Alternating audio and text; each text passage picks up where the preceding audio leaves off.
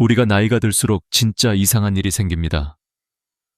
예전에는 사람과의 관계가 마치 공기처럼 자연스럽게 있었는데 어느 순간부터는 한 사람 한 사람이 너무 크게 느껴지고 어떤 인연은 내 마음을 따뜻하게 만들다가도 또 어떤 인연은 하루를 통째로 무너뜨릴 만큼 무겁게 다가옵니다.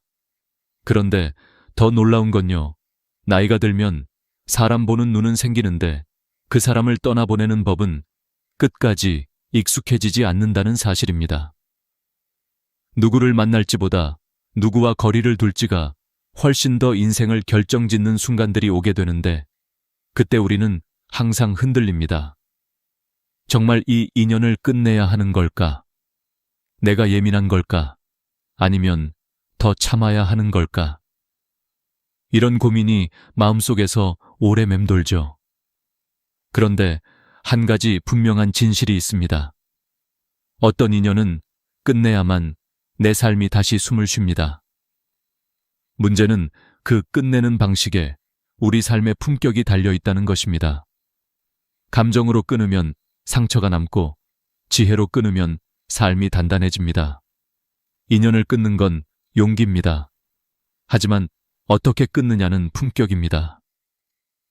저는 오랫동안 많은 어르신들의 이야기를 들으며 한 가지 공통점을 발견했습니다.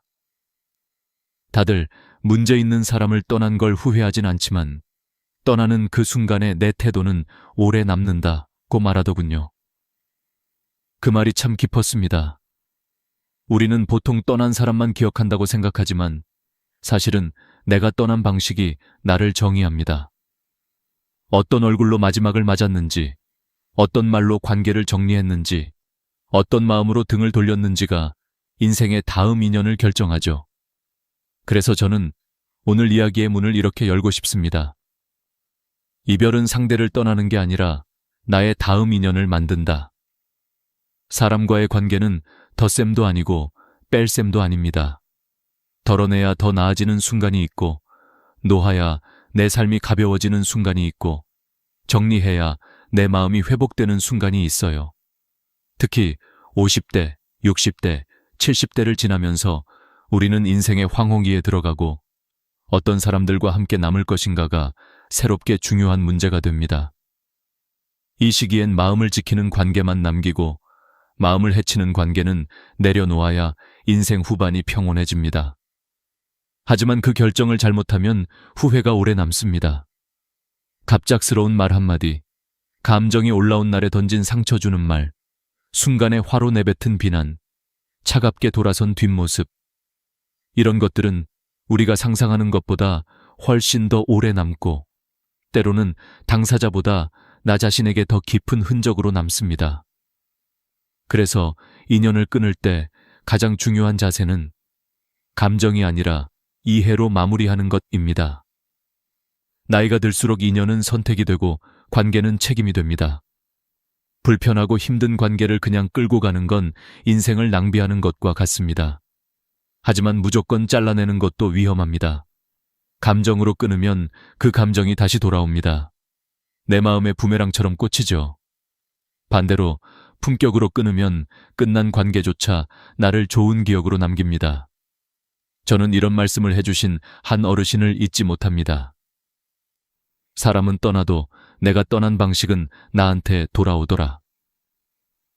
이 말이 오늘 이야기의 핵심입니다. 관계를 끊을 때 우리는 크게 세 가지를 잊습니다. 첫째, 감정은 지나가지만 기록은 남는다는 것. 둘째, 이별의 말은 상대보다 내 인격을 더 드러낸다는 것. 셋째, 떠나는 방식이 다음 인연의 기준이 된다는 것. 인생 후반에서는 관계를 정리하는 순간이 곧 나의 품격이 드러나는 순간입니다. 지금부터 우리는 단순히 인연을 끊는 법이 아니라 후회 없이, 상처 없이 품격 있게 끝내는 법을 배워야 합니다. 그게 바로 남은 인생을 편안하게 만드는 첫 번째 지혜입니다. 오늘 영상의 첫 번째 파트에서는 바로 그 출발점에 대해 이야기합니다. 왜 어떤 인연은 반드시 끊어야 할까? 그리고 그 순간이 왜 우리 인생에서 중요한 장면이 되는가? 인연을 끊는 건 참 아픈 일입니다. 하지만 더 아픈 건 끊어야 할 인연을 계속 끌고 가는 것입니다. 이제 우리는 그 차이를 정확히 알아야 합니다. 그래야 인생이 가벼워지고 마음이 회복되고 남은 인연들이 빛나기 시작합니다. 오늘 이 이야기가 당신의 마음에 작은 용기의 불씨가 되길 바랍니다. 이제부터 천천히, 그러나 깊게 이야기해 보겠습니다. 소투, 천란맹. 우리는 살아오면서 수많은 인연을 만나지만 그 모든 인연이 평생을 함께할 수는 없습니다. 어릴 때는 친구를 잃어도 금세 다른 친구가 생겼지만 나이가 들수록 관계 하나를 정리하는 일이 훨씬 더 큰 용기와 지혜를 요구하게 됩니다.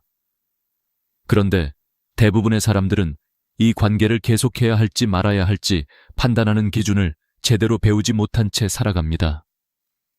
그래서 이미 마음속에서는 수십 번 경고 신호가 울리고 있는데도 정작 몸은 그 사람을 계속 붙잡고 있고 마음은 더 지쳐갑니다. 인연을 끊어야 한다는 건 단순히 싫다의 문제가 아니라 관계가 이미 우리 삶에 해를 주기 시작했다는 뜻입니다. 그 신호를 외면하면 외면할수록 우리는 더 늙고 더 지치고 더 상처받습니다. 그래서 오늘은 꼭 기억해야 할 신호들을 이야기하려 합니다. 듣는 순간, 아, 그래서 내가 힘들었구나 하고 마음이 크게 고개를 끄덕이실 겁니다. 첫 번째 신호는 내 마음이 자꾸 작아지는 인연입니다. 함께 있으면 위로가 되고 말 한마디를 나눠도 마음이 채워지는 사람이 있는 반면 반대로 같이 있는 것만으로도 내 마음이 눌리고 기가 죽는 사람이 있습니다. 말투 하나, 표정 하나가 늘 나를 작게 만들고 은근한 비교와 비난으로 내 자존심을 흔들어 놓는 사람들. 관계란 서로를 키워주는 것이어야 하는데 그 사람을 만나고 돌아오는 길마다 유난히 어깨가 무겁다면 이미 신호는 충분히 온 것입니다. 나이가 들수록 우리는 누군가에게 작아져야 할 이유가 없습니다. 평생 버티고 견디고 살아온 사람인데 마지막 인생에서까지 길을 꺾는 사람을 곁에 둘 필요는 없습니다. 내 마음이 작아지는 인연은 결국 내 삶까지 작게 만들기 때문입니다. 두 번째 신호는 서로의 마음이 단절된 인연입니다. 입은 말을 하고 있지만 마음은 서로에게 닿지 않는 관계. 말이 오고 가는데도 늘 공허함만 남는 관계. 연락을 해도 의무감처럼 느껴지고 만나도 예전의 따뜻함이 사라진 관계가 여기에 해당됩니다. 인연은 마음의 온도가 유지되어야 지속됩니다. 하지만 마음이 닫힌 사람과 억지로 관계를 이어가는 건 결국 나 혼자 이 관계를 지탱하고 있다는 뜻입니다. 그때 우리는 알게 됩니다. 아, 이 관계는 이제 끝을 향해 가고 있구나. 마음이 단절되면 그 사람의 말이 상처로 들리고 내 말 역시 그에게 닿지 않습니다. 이런 관계는 더 잡고 있어도 회복되기 어렵습니다. 오히려 정리하는 편이 내 삶의 숨통이 트이게 됩니다. 세 번째 신호는 늘 나만 희생하는 인연입니다. 관계는 주고받음이 있어야 건강합니다. 하지만 어떤 인연은 시간이 지날수록 일방적이 됩니다. 내가 양보하고, 내가 기다리고, 내가 이해하고, 내가 참고, 내가 맞춰야만 유지되는 관계들. 젊을 때는 관계란 원래 이런 거지 라고 생각하며 버틸 수 있었지만 시간이 흐르고 인생 후반에 접어들면 이런 관계는 우리를 고립시키고 지치게 만듭니다. 무엇보다 무서운 건 오래 참다 보면 내가 왜 이렇게까지 하고 있을까 하는 자괴감이 찾아온다는 점입니다. 관계는 서로에게 도움이 되어야 하지 한 사람의 희생 위에서 유지되는 것은 결코 건강한 인연이 아닙니다. 내 삶의 균형을 무너뜨리는 인연은 과감히 내려놓는 것이 지혜입니다. 네 번째 신호는 내 삶의 에너지를 빼앗아가는 인연입니다. 어떤 사람은 말 한마디만 들어도 기운이 빠지고 만나기 전부터 이미 마음이 피곤해지고 대화를 마치고 돌아오는 길에 혼자 한숨이 새어나옵니다. 반대로 따뜻한 사람을 만나면 그날 하루가 환해지고 기운이 살아납니다. 이것은 과장이 아닙니다. 실제로 심리학에서는 이를 에너지 드레인 관계라고 부르며 50대 이후의 인간관계 만족도에 큰 영향을 미치는 요소로 꼽습니다. 한 연구에서는 이런 관계를 1년 이상 지속하면 수면의 질과 기억력까지 떨어지는 것으로 나타났습니다. 즉, 나를 소진시키는 인연을 잡고 있는 건 단순한 감정 문제가 아니라 건강 문제이기도 합니다. 내 에너지가 계속 빠져나가는 인연이라면 그 관계는 이미 오래전에 경고등이 켜진 것입니다. 5번째 신호는 내 삶을 반복적으로 흔드는 인연입니다.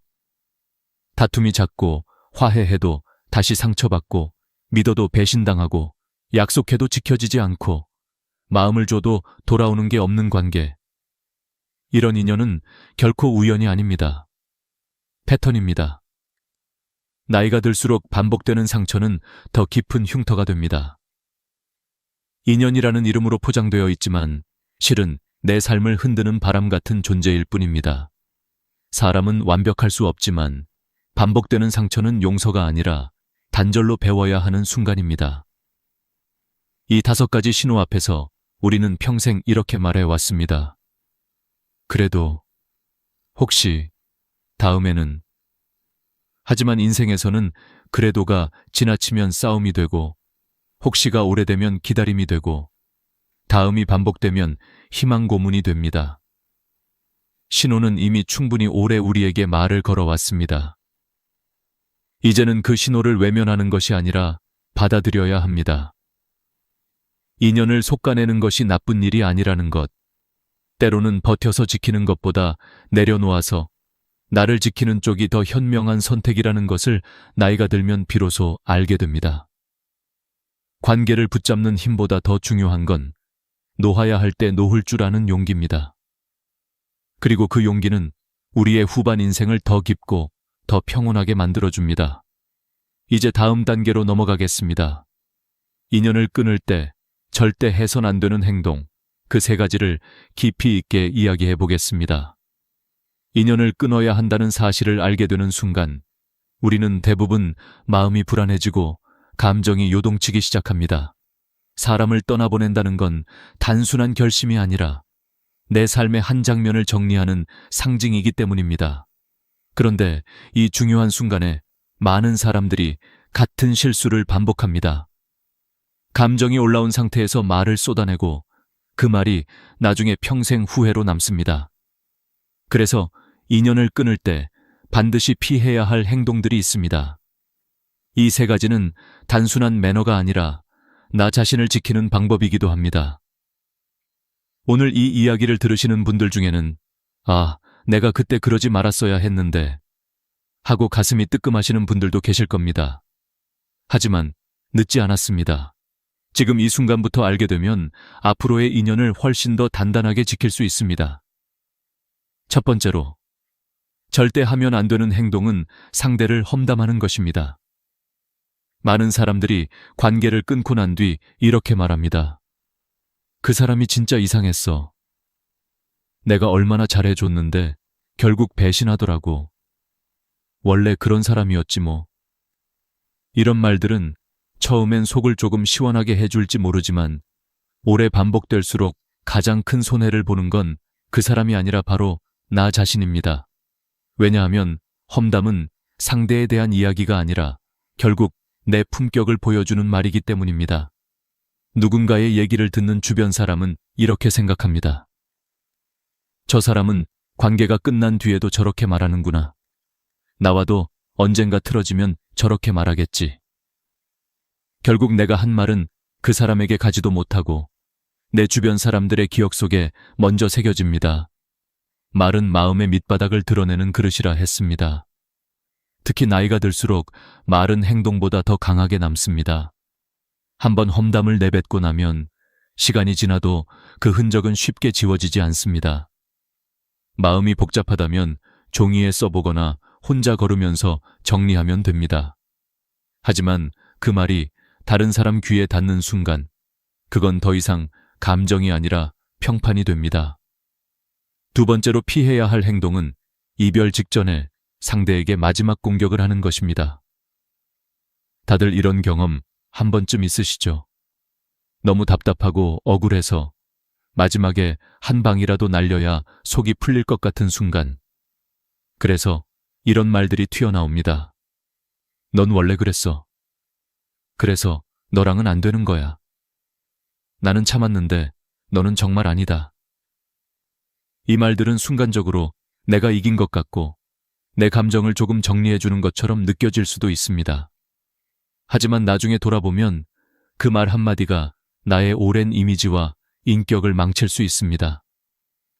사람은 좋은 기억보다 마지막의 말을 더 오래 기억합니다. 아무리 예전엔 서로 웃고 지냈어도 마지막 순간에 내뱉은 독한 말 한 줄이 모든 기억을 덮어버립니다. 특히 인생의 후반에서 이런 말투를 남기는 건 스스로에게도 큰 상처가 됩니다. 떠날 때 가장 중요한 건 이깁니다. 화내며 떠나는 사람보다 조용히 정리하고 떠나는 사람이 훨씬 더 강한 사람입니다. 떠나는 순간의 말은 감정이 아니라 삶의 품격으로 남기 때문입니다. 세 번째로, 절대 하면 안 되는 행동은 감정적으로 결정하는 것입니다. 사람은 화가 나면 생각이 좁아지고 시야가 어두워집니다. 억울하면 모든 것이 상대 잘못으로 보이고 상처받은 순간엔 상대의 단점만 크게 보이기 마련입니다. 그래서 우리는 성급하게 말합니다. 이제 끝이다. 다시는 안 본다. 하지만 하루만 지나도 마음이 달라지는 경우가 얼마나 많습니까? 감정이 폭발한 순간에 내린 결정은 대부분 후회로 이어집니다. 실제로 심리학에서도 분노 상태에서 내리는 관계적 결정의 70%가 나중에 번복되고 그중 많은 경우가 그때만 아니었으면 괜찮게 유지될 관계였다고 분석됩니다. 감정은 바람처럼 지나가지만 그때 내린 결정은 현실로 남습니다. 그래서 저는 늘 이렇게 말씀드리고 싶습니다. 감정이 흔들릴 땐 결정하지 마세요. 하루를 보내고 하룻밤 자고 마음이 고요해진 다음 다시 생각해 보세요. 그때 비로소 보입니다. 이 인연이 정말 끝내야 할 인연인지 아니면 단지 내가 상처받아 흔들리고 있는 순간인지를. 급하게 말하고 급하게 등을 돌리는 이별은 상대를 벌 주는 것처럼 보이지만 사실 가장 크게 벌 받는 건 나 자신입니다. 우리가 인생에서 후회하는 건 사람을 떠났기 때문이 아니라 그 순간의 감정으로 떠나버렸기 때문입니다. 그래서 관계를 정리할 때 가장 필요한 건 감정이 아니라 지혜입니다. 감정이 많으면 판단이 흐려지고 지혜가 있으면 감정이 잦아듭니다. 인연을 떠나보낼 땐 반드시 평온한 상태에서 결정해야 합니다. 그럴 때 우리는 후회가 없습니다. 그럴 때 떠나는 인연도 나를 미워하지 않고 남아있는 인연도 나를 신뢰합니다. 결국 이별의 품격은 다음 인연을 결정짓는 문이 됩니다. 이제 우리는 단절의 순간에 하지 말아야 할 행동을 배웠습니다. 그렇다면 다음으로 가장 중요한 질문이 남습니다. 관계를 끊은 뒤 우리는 어떤 마음으로 살아야 할까?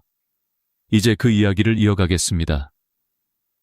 관계를 끊는 순간보다 더 어려운 시간이 있습니다. 바로 그 이후입니다.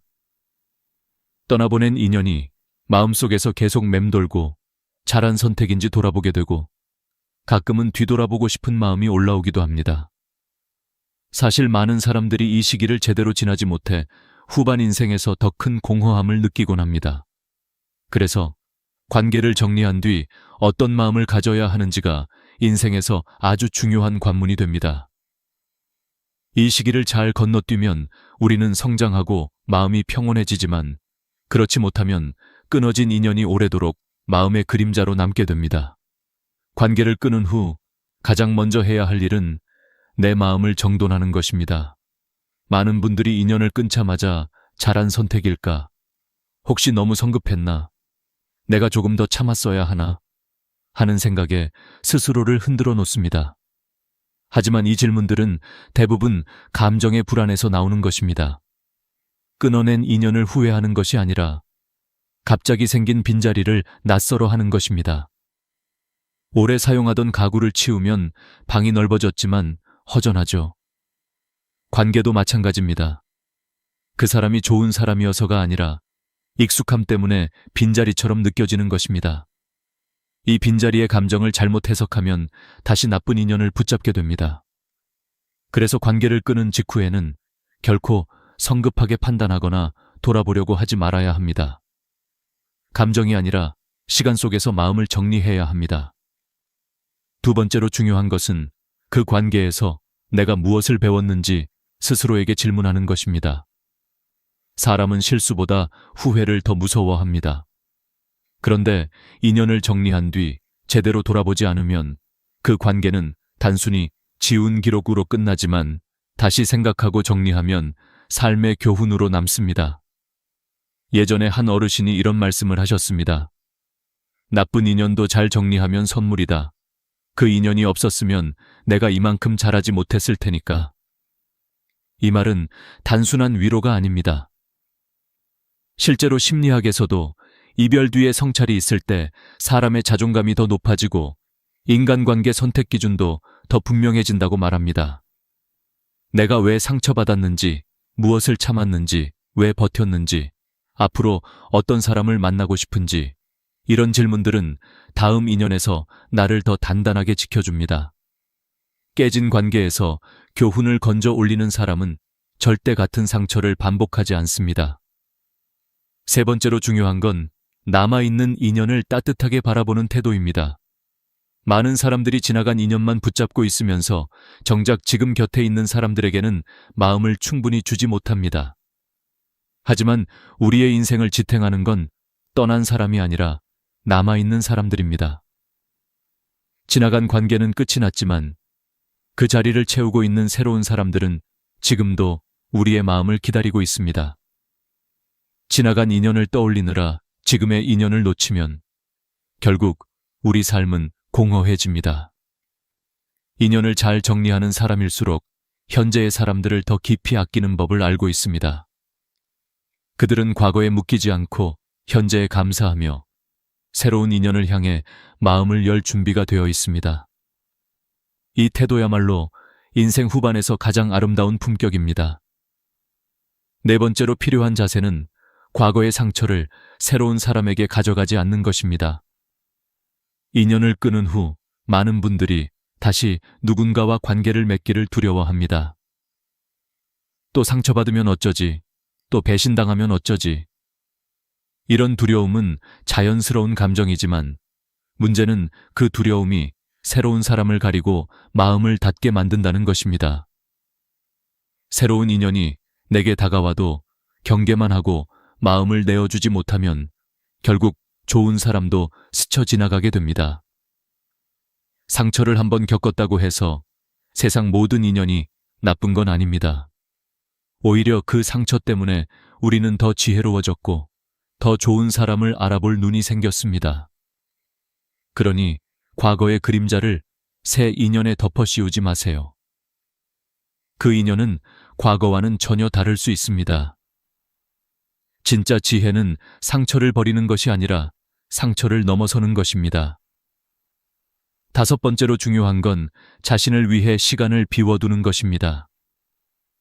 관계를 정리한 뒤에는 무언가를 채우려고 서둘 필요가 없습니다. 오히려 잠시 쉬어야 합니다. 산도 가지치기를 제대로 해야 다시 건강하게 자라듯이 사람도 관계를 정리한 뒤엔 마음을 재정비하는 시간이 필요합니다. 나이가 들수록 이 과정은 더 중요합니다. 왜냐하면 인생 후반의 관계는 하루하루를 함께 보내는 사람들의 질에 따라 삶의 행복도가 크게 달라지기 때문입니다. 마음을 비워두고 쉬어야 좋은 인연이 들어올 공간이 생깁니다. 마음이 상처로 가득 차 있다면 아무리 좋은 사람이 와도 그 따뜻함을 느끼기 어렵습니다. 그러니 잠시 멈추고 쉬고 내 마음을 깨끗하게 해주세요. 그 시간이 길어질수록 당신의 다음 인연은 더 깊고 더 단단해집니다. 그리고 마지막으로 기억해야 할 건 정리된 인연을 후회하지 않는 태도입니다. 어떤 인연이든 끝이 났다는 건 결국 그 인연이 더 이상 내 삶을 건강하게 만들지 못했다는 뜻입니다. 관계는 억지로 유지한다고 유지되는 게 아닙니다. 서로의 마음이 닿지 않으면 결국 자연스럽게 갈라지게 되어 있습니다. 그 끝을 억지로 되돌리려 하지 마세요. 이별이 끝이 아니라 새로운 인연을 향한 시작일 수 있습니다. 인연을 떠나보내는 용기를 가진 사람만이 새로운 인연을 맞이할 자격이 있습니다. 과거의 관계에 머물러 있으면 인생이 멈춰버리지만 떠난 인연을 놓아주면 새로운 길이 열립니다. 그래서 저는 이렇게 말씀드리고 싶습니다. 정리된 인연을 후회하지 마세요. 그 인연은 당신을 더 단단한 사람으로 만들었고, 당신은 이제 더 좋은 인연을 만날 준비가 되어 있습니다. 이제 우리는 관계를 끊은 뒤 어떻게 마음을 회복해야 하는지 알게 되었습니다. 그렇다면 다음 질문은 이것입니다. 앞으로 어떤 인연을 선택해야 할까? 이제 그 이야기를 이어가겠습니다. 관계를 정리한 뒤 마음을 회복하고 나면 자연스럽게 이런 질문이 떠오릅니다. 그렇다면 앞으로 어떤 인연을 선택해야 할까? 이 질문은 단순히 새로운 사람을 만나고 싶다는 뜻이 아닙니다. 이제는 남은 생을 어떤 사람들과 함께 보낼지가 그 사람의 삶 전체를 좌우한다는 사실을 알기 때문입니다. 나이가 들수록 인간관계는 넓어지는 것이 아니라 깊어지고 숫자가 아니라 질이 인생의 행복을 결정합니다. 그래서 인생 후반에는 인연을 선택할 수 있는 기준이 필요합니다. 무조건 다 받아들이는 시대는 끝났습니다. 이제는 곁에 두어야 할 사람과 거리를 둬야 할 사람을 지혜롭게 구별해야 합니다. 첫 번째 기준은 나를 편안하게 하는 사람인가? 입니다. 사람과 만나고 나서 오히려 더 피곤해지고 괜히 마음이 가라앉고 집에 돌아오면 한숨부터 나오는 사람이라면 그 인연은 오래 갈수록 나를 소모시키는 관계입니다. 편안함이란 게 별 특별한 감정이 아닙니다. 괜히 말투를 꾸밀 필요도 없고 내 행동을 설명할 필요도 없고 침묵이 어색하지 않고 같은 공간에 있어도 부담이 없는 상태. 그런 사람이 진짜 좋은 인연입니다. 심리학에서도 인간관계의 가장 중요한 척도는 정서 안정감이라고 말합니다. 아무리 대단한 사람도 아무리 유능한 사람도 나를 불안하게 만들면 오래 곁에 둘 이유가 없습니다. 반대로 편안함을 주는 사람은 삶 전체를 부드럽게 만들고 내 마음을 단단하게 지켜줍니다. 두 번째 기준은 내 감정을 소중히 다룰 줄 아는 사람인가 하는 것입니다. 우리는 평생을 살아도 감정을 잘 다루지 못할 때가 많습니다. 그런데 누군가 내 감정을 가볍게 여긴다면 그 인연은 오래 갈수록 상처가 깊어집니다. 예를 들어 내가 힘든 이야기를 꺼냈을 때 그게 뭐가 힘들어? 라고 말하는 사람. 내 기쁨을 나눴을 때 그 정도는 누구나 해 라고 축소시키는 사람. 혹은 내가 상처받았다고 말했을 때 그걸 왜 신경 써? 라고 넘겨버리는 사람. 이런 사람은 평소에는 괜찮아 보이지만 결국 내 마음을 지치게 만듭니다. 나이가 들수록 감정은 더 섬세해지고 더 값진 것입니다. 내 감정을 존중해주는 사람을 곁에 두고 내 감정을 가볍게 취급하는 사람과는 거리를 두는 것이 인생을 지키는 법입니다. 감정을 이해받는 순간 우리는 다시 살아갈 힘을 얻습니다. 세 번째 기준은 내 삶을 더 나은 방향으로 끌어주는 사람인가? 입니다. 좋은 인연은 화려한 말이나 겉보기의 따뜻함이 아닙니다. 오히려 아주 작은 변화 속에 숨어 있습니다. 예를 들어 그 사람과 대화하고 나면 괜히 더 부지런해지고 싶고 마음이 조금 밝아지고 나도 모르게 웃음이 나오고 혹은 오랫동안 미루던 일을 다시 해보고 싶어집니다. 이런 사람은 내 삶의 방향을 부드럽게 위로 끌어줍니다. 반대로 어떤 사람은 늘 비교하고 깎아내리고 의욕을 잃게 만드는 말을 무심히 던집니다. 그런 사람과 오래 있을수록 인생은 무거워지고 마음은 어두워집니다. 진짜 좋은 인연은 나를 성장하게 하고 삶을 맑게 해줍니다. 특히 인생 후반에는 나를 끌어주는 인연과 가까이 해야 합니다. 그 인연이 마지막까지 나를 지켜주는 힘이 됩니다. 네 번째 기준은 서로의 경계와 거리를 존중하는 사람인가? 입니다. 관계가 오래 지속되지 못하는 이유 중 상당수는 마음이 멀어서가 아니라 경계를 침범했기 때문입니다. 나이가 들수록 각자의 생활 방식, 가치관, 하루의 루틴이 확실히 자리 잡혀 있습니다. 그런데 어떤 사람은 그 경계를 무시합니다. 예고 없이 집 앞에 찾아오거나 사소한 일에도 지나치게 간섭하거나 나의 시간과 사생활을 당연한 것처럼 소비합니다. 이런 인연은 시간이 갈수록 불편함만 커집니다. 반대로 거리를 지켜주는 사람은 오히려 더 깊게 오래 갑니다. 필요할 때는 도와주지만 불필요할 때는 건드리지 않는 사람. 말이 많은 대신 마음을 존중해주는 사람. 그런 관계가 성숙한 인연입니다. 한 어르신은 이렇게 말씀하셨습니다. 잘해주는 사람보다 내 공간을 지켜주는 사람이 더 귀한 인연이다. 이 말은 관계의 본질을 꿰뚫고 있습니다. 다섯 번째 기준은 내 마음이 작아지지 않는 사람인가 하는 것입니다. 사람은 누구와 함께 있느냐에 따라 표정이 달라지고 말투가 달라지고 심지어 삶의 방향까지 달라집니다. 어떤 관계는 나를 크게 만들고 어떤 관계는 나를 작아지게 만듭니다. 늘 평가하고 지적하고 나를 낮추게 만드는 인연이라면 그 관계는 이미 오래전에 역할을 다한 것입니다. 반대로 작은 것에도 칭찬해주고 내가 한 노력을 인정해주고 나를 있는 그대로 바라봐주는 사람은 마음을 키워줍니다. 그 사람 앞에서는 굳이 잘난 척하지 않아도 되고 실패를 말해도 부끄럽지 않고 약해진 모습을 드러내도 괜찮습니다.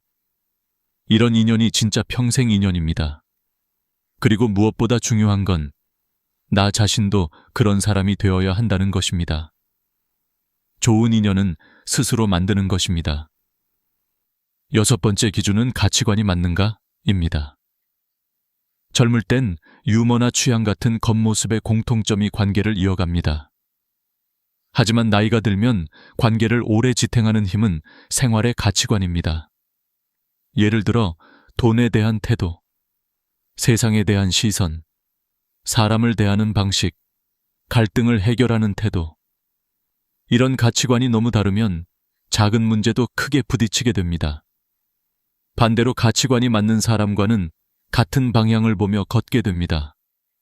대단한 대화가 없어도 서로의 마음이 편하고 함께 시간을 보내는 것만으로 삶이 안정됩니다. 가치관이 맞는 인연은 늦게 만날수록 더 소중합니다. 그런 사람은 인생의 속도를 맞춰주는 평생 동행자가 되기 때문입니다. 인연 선택의 기준은 결코 화려할 필요가 없습니다. 결국 중요한 건 단 한 가지입니다. 그 인연이 나를 더 나은 사람으로 만들고 있는가? 이 기준 하나만 잘 지켜도 앞으로의 관계는 훨씬 단단하고 따뜻해질 것입니다. 그리고 이제 어떤 인연을 선택했든 간에 결국 마지막에 중요한 건 어떻게 그 인연을 지켜가느냐입니다. 이제 다음 단계로 넘어가겠습니다. 좋은 인연을 선택하는 눈이 생겼다면 이제 마지막으로 남은 과제는 그 소중한 인연을 어떻게 지켜갈 것인가입니다. 나이가 들수록 관계는 얻는 것보다 지키는 것이 훨씬 더 어렵습니다. 젊을 때는 자주 만나고 자주 웃고 오해가 생겨도 금방 풀렸습니다. 하지만 인생 후반의 인연은 관리하지 않으면 금세 멀어지고 마음을 쓰지 않으면 어느새 관계가 식어버립니다. 그래서 우리는 지금부터 남아있는 인연들을 어떻게 품고 어떻게 따뜻하게 이어갈지에 대한 지혜를 배워야 합니다. 인생의 마지막 품격은 결국 관계에서 결정됩니다. 사람과의 관계가 무너지면 마음도 무너지고 관계가 따뜻하면 삶도 따뜻해집니다. 먼저, 좋은 인연을 지키는 첫 번째 방법은 작은 안부의 힘을 잊지 않는 것입니다. 나이가 들면 자주 만나기 어려워지고 약속 횟수도 줄어듭니다. 하지만 그 대신 짧은 안부 하나가 관계를 오래 지켜줍니다. 잘 지내시죠? 오늘은 건강이 어떠세요? 문득 생각이 나서 연락드렸어요. 이런 말은 대단한 것이 아닙니다. 하지만 그 한 문장이 상대의 하루를 밝히고 관계의 끈을 다시 묶어줍니다. 실제로 심리학 연구에서도 인간관계가 오래 유지되는 가장 강력한 요소 중 하나가 가벼운 접촉이라는 결과가 있습니다. 자주 만나지 않아도 적당한 빈도의 안부 한 번이면 관계는 끊어지지 않고 이어집니다. 나이가 들수록 누군가의 짧은 문자 한 줄이 큰 위로가 되기 마련입니다. 두 번째는 기대하지 않는 것입니다. 우리는 관계에서 상처를 받는 이유의 80%가 기대에서 비롯됩니다. 저 사람은 내 마음을 알겠지. 이 정도는 해주겠지. 이럴 때는 도와줘야 하는 거 아닌가? 이런 마음이 쌓일수록 서운함이 따라옵니다. 기대는 상대를 묶는 것이 아니라 나 자신을 고통스럽게 만드는 감정입니다. 그래서 인생의 후반에는 기대보다 감사를 중심에 둬야 합니다.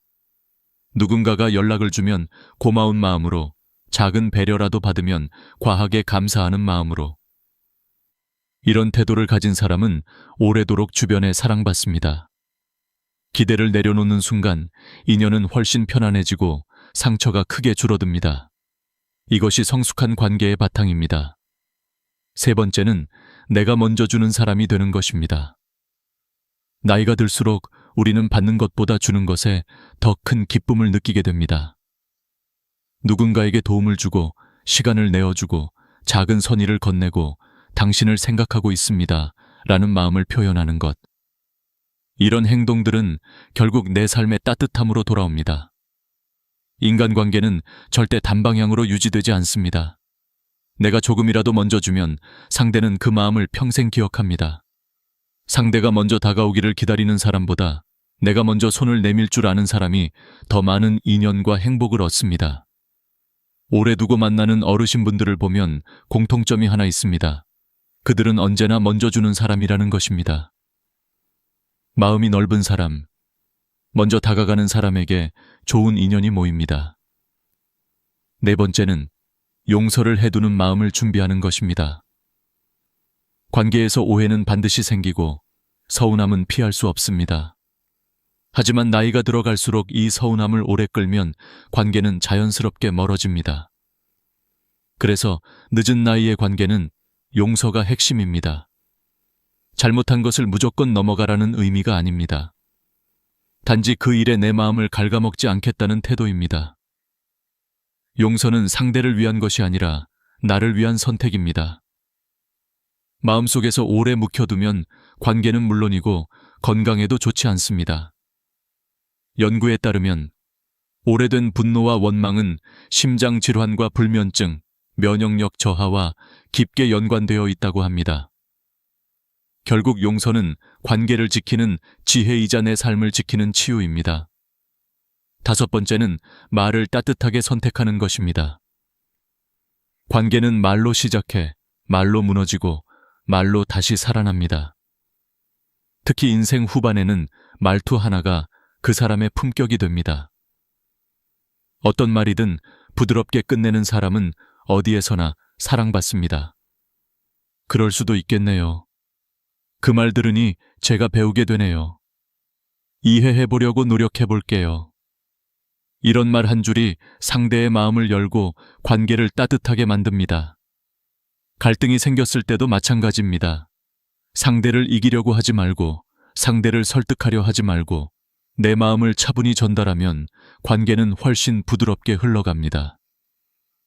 말투는 결국 내 인생 태도입니다. 따뜻한 말을 쓰는 사람에게 따뜻한 인연이 모입니다. 여섯 번째는 잃어버린 인연을 붙잡지 않는 지혜입니다. 어떤 관계는 아무리 노력해도 다시 이어지지 않습니다. 서로의 방향이 달라졌거나 마음의 온도가 변했거나 이미 더 이상 함께 갈 이유가 사라졌기 때문입니다. 이런 인연을 억지로 끌고 가면 내 삶이 더 힘들어집니다. 이미 떠난 사람에게 마음을 쓰지 말고 남아있는 사람을 소중히 바라보는 것. 이것이 진짜 지혜입니다. 떠난 인연에 매달릴수록 지금 내 곁에 있는 소중한 사람을 놓치게 됩니다. 인생은 다시 돌아오지 않는 시간의 연속입니다. 이미 지나간 인연을 붙잡기보다 지금 내 손 안에 있는 인연을 따뜻하게 잡는 사람이 결국 행복을 얻습니다. 마지막으로 인생 후반의 가장 중요한 관계는 나 자신과의 관계입니다.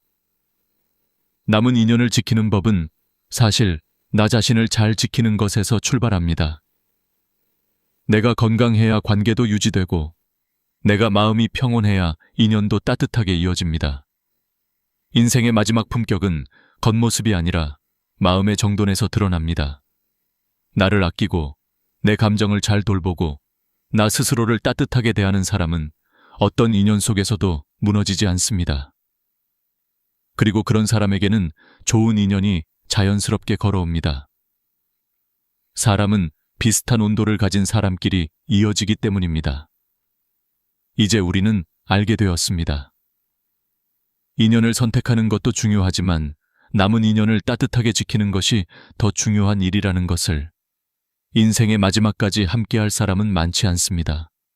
그래서 그 몇몇 사람을 깊게 품으며 살아가는 것이 성숙한 삶의 모습입니다. 관계는 오래될수록 더 귀해지고 시간이 흐를수록 그 가치가 더 빛납니다. 당신의 삶을 따뜻하게 해주는 사람들, 당신을 편안하게 만들고 웃게 만드는 사람들. 그 사람들이 바로 인생의 마지막 품격을 지켜주는 인연입니다. 그 인연을 지키는 법을 알고 있는 사람은 외롭지 않습니다. 삶의 마지막 순간까지 마음이 따뜻합니다. 오늘의 이야기를 끝으로 이제 당신의 인생에서 새로운 인연이 시작되기를 바랍니다. 떠날 인연은 품격 있게 떠나보내고 남아있는 인연은 따뜻하게 품어주세요. 그리고 무엇보다 당신 자신의 마음도 사랑해주세요. 그 마음이 당신의 삶을 더 깊고 고귀하게 만들어줄 것입니다. 나이가 이른이 넘으면 이제 뭐 특별한 걸 할 힘도 없고 하루하루 흘러가는 대로 살아야 한다고들 말합니다. 그런데 제가 수많은 어르신들을 만나고 그분들 삶을 길게 지켜본 뒤 내린 결론은 전혀 달랐습니다. 진짜 인생은 지금부터라는 것, 그리고 그 진짜 순간을 느낄 수 있는 사람은 의외로 용기가 아니라 그냥 한번 해보자는 가벼운 마음을 가진 사람이라는 것입니다. 우리는 평생 책임감에 눌려 살았습니다. 자식들 키우고 직장에서 눈치 보고 부모님 봉양하고 돈 벌어야 한다는 압박에 하루도 편하게 쉬지 못했던 시간이 반세기입니다. 어느 날 문득 거울을 보면 주름만 늘어난 것이 아니라 내가 언제 이렇게 늙어버렸지 싶은 허무함까지 밀려오죠. 그래서 많은 분들이 은퇴 후엔 힘이 쭉 빠져버립니다. 할 일도 없는 것 같고 무엇을 시작하기엔 늦은 것 같고 괜히 뭘 해도 서툴고 어색할 것 같고 젊은 사람들 사이에 끼면 민폐일까 걱정하게 됩니다. 하지만 제가 만나본 70대, 80대 선배들은 이렇게 말했습니다. 늦었다는 생각이 제일 늦는 생각이다. 지금 하는 것이 제일 빠르다. 이 말이 처음엔 그저 멋진 말처럼 들렸습니다. 그런데 그분들의 일상을 함께 지켜보니 단순한 말이 아니라 진짜 삶의 지혜였습니다. 어떤 78세 어르신은 평생 회사에 묶여 살다가 은퇴하자마자 일주일 동안 방에서만 TV를 보며 시간을 보냈다고 합니다. 그런데 아침에 밥을 먹고 소파에 앉아 있는데 질문 하나가 머릿속에 떠올랐답니다. 내가 이제 이렇게 늙어 죽을 때까지 소파에만 앉아 있을 건가? 그날 그분은 옷을 갈아입고 동네 공원을 단 10분 걸었어요. 그런데 그 10분이 일상을 완전히 바꿔놓았습니다. 바람이 불고 나무짚이 흔들리고 아이들이 웃고 떠드는 소리. 삶을 오래 쉬었던 사람에게 그 모든 장면이 새롭게 느껴진 거죠. 그분은 나중에 이렇게 말했습니다. 대단한 걸 해서 인생이 바뀐 게 아니라 그냥 나가보자 하는 마음 하나로 인생이 다시 시작됐다. 우리는 나이가 들면 자연스럽게 움츠러들고 작은 일에도 겁이 많아집니다. 나는 이걸 해본 적이 없는데 괜히 창피하면 어쩌지? 내가 할 수 있을까? 하지만 여러분 생각해 보세요. 우리는 이미 누구보다 많은 걸 이겨내며 살아온 사람들입니다. 가난도 버텨냈고 전쟁 같은 사회 변화도 견뎌냈고 자식 키우느라 잠 한숨 못 자고 살던 시절도 지나왔습니다. 그런 우리가 지금 와서 여행 하나, 식사 하나, 취미 하나 도전하는 것이 뭐 그리 대단한 일일까요? 70대 선배들은 한결같이 말합니다. 용기 있는 사람이 이기는 게 아니다. 그냥 해보는 사람이 이긴다. 이 말은 정말 깊습니다. 젊을 때에 도전이라는 단어는 멀리 달려가는 힘이었다면 노년의 도전은 단지 한 걸음 내딛는 가벼운 용기입니다. 그 한 걸음만 해도 인생이 활짝 열리기 때문입니다. 실제로 많은 분들이 은퇴 후 처음 쉴 2년 동안은 그동안 못했던 휴식과 자유를 누리며 지냅니다. 여행도 가고 책도 읽고 취미도 해보려고 하죠. 하지만 시간이 지나면 금방 무기력해집니다. 가슴이 텅 비어 있고 하루가 너무 길고 저녁이면 이유 없이 허전하고 누군가에게 필요한 사람이 아닌 것 같고 예전 같지 않은 몸을 보며 스스로가 초라하게 느껴지는 일이 많습니다. 여기서 중요한 차이가 생깁니다. 계속 멈춰 있는 사람과 작은 한 걸음이라도 다시 꺼내는 사람. 그 작은 차이가 인생 후반부를 완전히 갈라놓습니다. 아무것도 하지 않으면 하루가 빠르게 사라집니다. 하지만 아주 작은 걸 해보는 순간 하루가 다시 살아있는 하루로 변합니다. 70대 어르신 중 한 분은 이런 말을 남겼습니다. 나이 들어서 배우는 기쁨이 젊을 때보다 훨씬 크다. 왜냐면 이제는 점수나 경쟁이 아니라 순수한 즐거움으로 할 수 있기 때문이다. 그렇습니다. 이제는 누가 평가하지 않습니다. 누가 눈치 주지도 않습니다. 누구와 경쟁할 필요도 없습니다. 지금부터의 시간은 오직 내 인생을 위해 쓰는 시간입니다. 그래서 저는 이 영상에서 여러분께 한 가지 약속을 드리고 싶습니다. 이제 우리는 할까 말까 고민하는 사람이 아니라 한번 해보는 사람으로 살자고. 노후는 절대 쓸쓸한 시간이 아닙니다. 준비만 잘하면 젊을 때보다 훨씬 자유롭고 훨씬 따뜻하고 훨씬 신나는 시간입니다. 그리고 그 시작은 거창한 것이 아닙니다. 오늘 딱 하나, 마음속에 작은 변화 하나만 심으면 됩니다. 그래, 나도 해볼게. 이 한마디가 여러분 인생 2막을 열어줄 열쇠입니다. 나이가 들수록 사람들은 여행이 점점 어렵다고 생각합니다. 멀리 가려면 체력도 신경 쓰이고 비행기 타는 것도 부담스럽고 낯선 곳에서 길을 헤매는 것이 괜히 겁나기도 하니까요. 그래서 입버릇처럼 이제는 집 근처에서만 다닐게. 멀리 가는 건 젊은 사람이나 하는 거야 라고 말하곤 합니다. 그런데 놀라운 사실은 대부분의 70대, 80대 어르신들이 삶이 밝아진 순간을 떠올릴 때 그 시작점이 바로 아주 작은 여행 한 번이었다는 겁니다. 멀리 떠난 것도 아니고 큰 계획을 세운 것도 아니었습니다. 그냥 버스 한번 타볼까? 하는 아주 가벼운 마음이었죠. 저는 많은 어르신들의 이야기를 들으며 깨달았습니다. 여행의 핵심은 거리가 아니라 관점의 변화라는 것. 평소에 지나치던 동네 버스 정류장도 한번 여행자의 눈으로 바라보면 완전히 새로운 장소가 됩니다. 버스에 올라 창밖을 바라보는 것만으로도 마음이 열리고 집에만 있을 때는 들리지 않던 소리가 귀에 들어옵니다. 아이들이 뛰노는 공원, 새로 생긴 가게, 사람들이 바삐 걷는 골목길. 모두가 오래된 풍경이지만 갑자기 생생하게 살아나죠.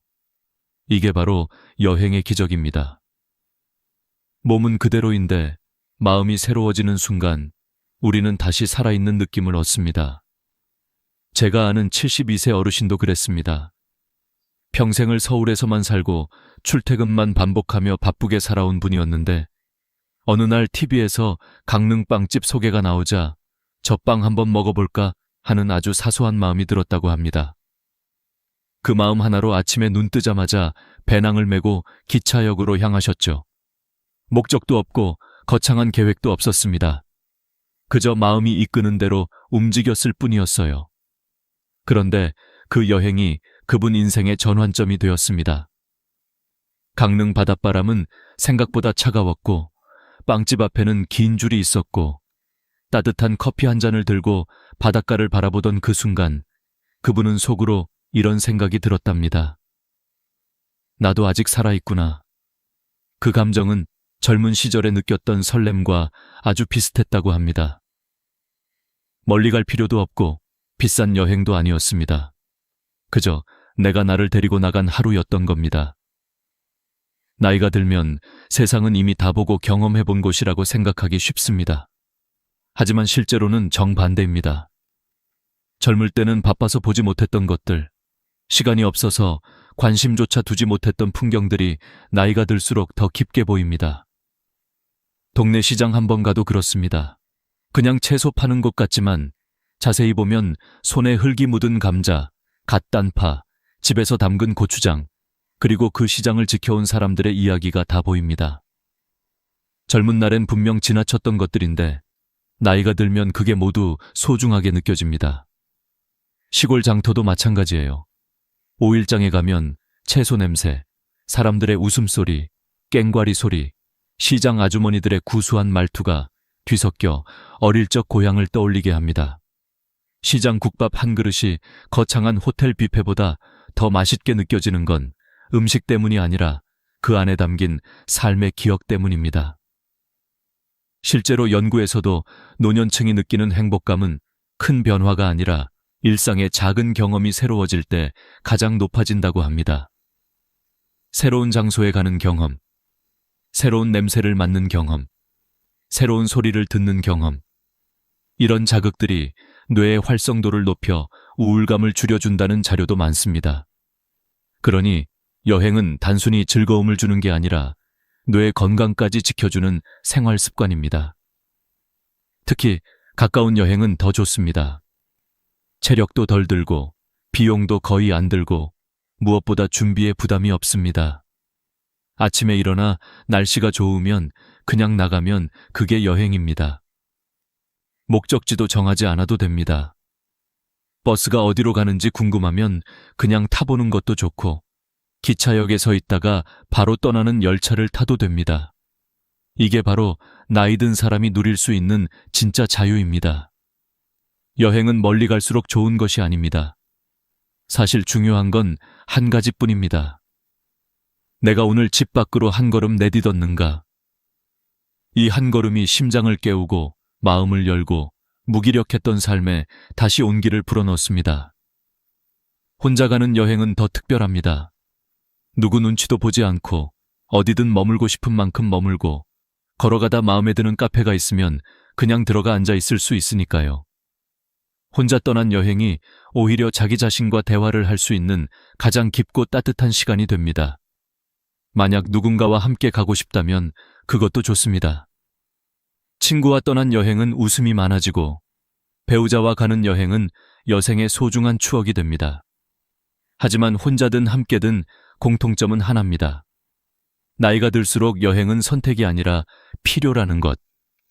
왜냐하면 여행은 삶에 활력을 주고 새로운 자극을 주고 내가 아직 여러 감정을 느낄 수 있는 사람이라는 걸 다시 확인시키기 때문입니다.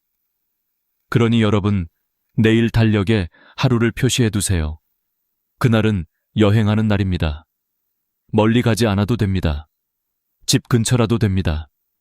중요한 건 내가 지금부터 다시 살기 시작한다는 마음입니다. 여행이 마음을 깨우는 것이라면 새로운 음식은 혀를 통해 인생을 다시 깨우는 경험입니다. 나이가 들수록 입맛은 좁아지고 익숙한 음식만 찾게 됩니다. 아침엔 된장국, 점심엔 김치찌개, 저녁엔 생선구이. 분명 맛있고 편안한 식단이지만 문제는 이 패턴이 너무 오랫동안 반복되면 삶 전체가 똑같은 맛이 되어버린다는 겁니다. 그런데 아주 사소한 음식 하나만 바꿔도 우리의 하루가 깜짝 놀랄 만큼 달라질 수 있습니다. 젊을 때처럼 강렬한 자극이 아니라 아직도 새로운 걸 느낄 수 있다는 미묘한 설렘 때문입니다. 제가 만난 68세 아주머니의 이야기가 있습니다. 평생 매운 음식을 잘 못 드셔서 고춧가루 들어간 찌개, 매운 볶음류는 다 피하셨던 분이에요. 그런데 손녀가 할머니, 요즘 젊은 사람들은 마라탕 많이 먹어요. 한 번만 같이 가봐요. 하고 손잡아 끌고 갔습니다. 처음에는 냄새만 맡아도 머리가 아프다고 하셨는데 한 숟가락 먹는 순간 눈이 번쩍 뜨였대요.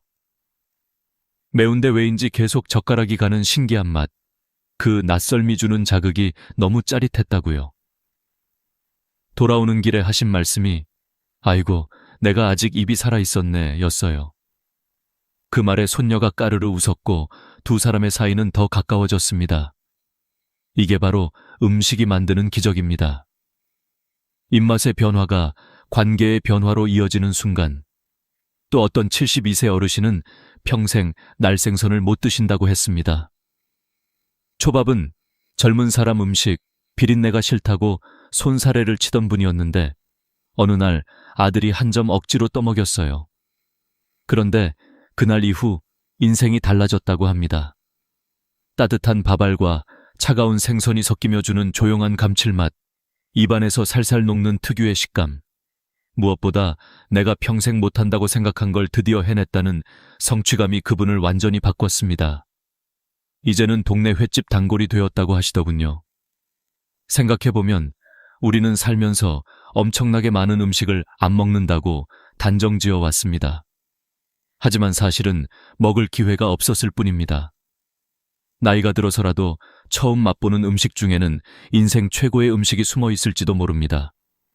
실제로 의학 연구에서도 새로운 맛을 경험하는 것이 노년층 뇌 기능에 큰 자극이 된다고 합니다. 낯선 향, 새로운 식감, 처음 느끼는 조화, 이런 요소들이 뇌의 기억 회로와 감각 회로를 강하게 활성화시키기 때문이죠. 한마디로 새로운 음식은 곧 뇌의 젊음을 되찾는 운동입니다. 특히 제철 음식은 더 깊은 감동을 줍니다. 봄에는 달래와 두릅의 쌉싸름한 향, 여름엔 옥수수와 참외의 달콤함, 가을엔 전어와 밤의 고소함, 겨울엔 굴과 곶감의 깊은 풍미.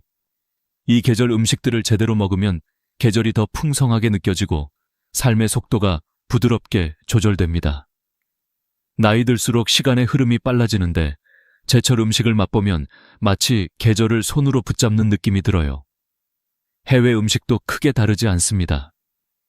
예전에는 낯설고 어렵게 느껴졌던 음식들, 베트남 쌀국수, 태국 팟타이, 이탈리안 파스타, 이제는 동네 식당에서도 쉽게 맛볼 수 있습니다. 한 번만 도전해보면 의외로 담백하고 깔끔해서 나이 든 분들의 입에도 잘 맞습니다.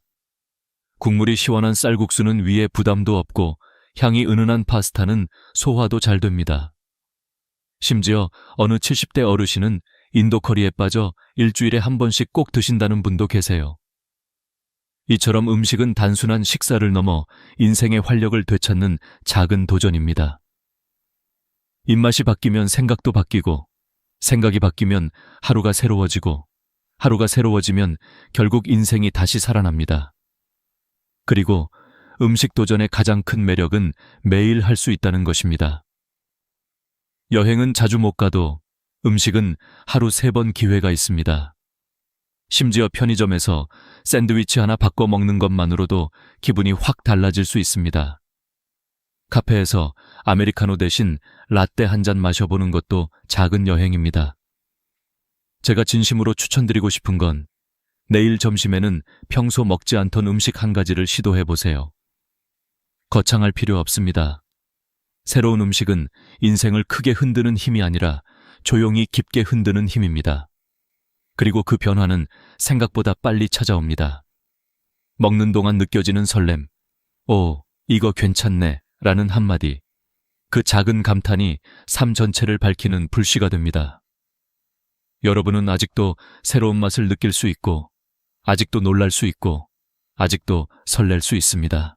입맛은 늙지 않습니다. 우리가 도전하지 않을 뿐입니다. 새로운 음식을 통해 입맛이 깨어난다면 패션의 변화는 마음 전체를 다시 깨우는 일입니다.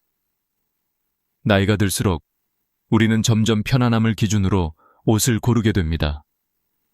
늘 입던 바지, 늘 입던 셔츠, 늘 같은 색깔의 재킷. 어느 순간 옷장에는 비슷한 색과 비슷한 형태의 옷만 남습니다. 이런 변화는 자연스러운 일이지만 문제는 이 반복된 패턴이 우리 몸뿐 아니라 기분까지 동일하게 만들어버린다는 겁니다. 거울 앞에 서면 늘 똑같은 내가 있고 그 익숙함 속에서 활력이 조금씩 사라지기 시작합니다. 그래서 나이가 들수록 더 작은 변화가 필요해요. 단 몇 가지 옷만 바꿔도 삶이 깜짝 놀랄 만큼 달라지는 이유가 바로 여기에 있습니다. 제가 아는 70대 어르신 한 분은 평생 농사만 지으며 살아오신 분입니다. 그래서 외출을 할 때도 항상 편한 헐렁한 바지와 오래된 셔츠만 입고 다니셨어요. 그런데 손주의 결혼식이 다가오자 그래도 할아버지가 좀 멋있어야지 하는 마음으로 정장을 맞추러 가셨습니다. 처음 맞춰 입은 양복이 어색해서 웃음만 나오셨다는데 결혼식 날 사진을 찍고 난 뒤 들은 말 한마디가 그분의 인생을 바꿨습니다. 아이고, 아직도 청년이네. 그 말에 얼굴이 화끈거릴 정도로 부끄러웠지만 마음 한편에서는 살아있던 젊은 나가 다시 깨어나는 느낌이었다고 했어요. 그 뒤로는 시장에 갈 때도 일부러 셔츠에 조끼를 걸치고 외출할 때는 밝은색 모자도 쓰면서 기분이 좋아졌다고 합니다. 옷은 사실 입는 대상이 아니라 기분을 입는 일이라는 것을 스스로 깨달으신 거죠. 패션의 변화가 주는 심리적 효과는 놀라울 정도로 큽니다. 나이가 들면 표정이 굳고 움직임이 단순해지지만 옷 하나만 달라져도 표정이 환해지고 어깨가 스스로 올라갑니다. 자신이 거울 속에서 달라진 모습을 보는 순간 마음의 에너지가 되살아납니다. 특히 여성분들은 머리 색깔이나 모자 하나를 바꾸는 것만으로도 세상이 달라지는 경험을 합니다. 어떤 60대 아주머니는 평생 흰머리를 자연스럽게 두고 사셨는데 딸이 엄마 밝게 염색 한 번만 해봐요 하고 설득해 머리를 염색했습니다. 염색이 끝나고 거울을 보는 순간 본인은 물론 미용사도 깜짝 놀랐다죠.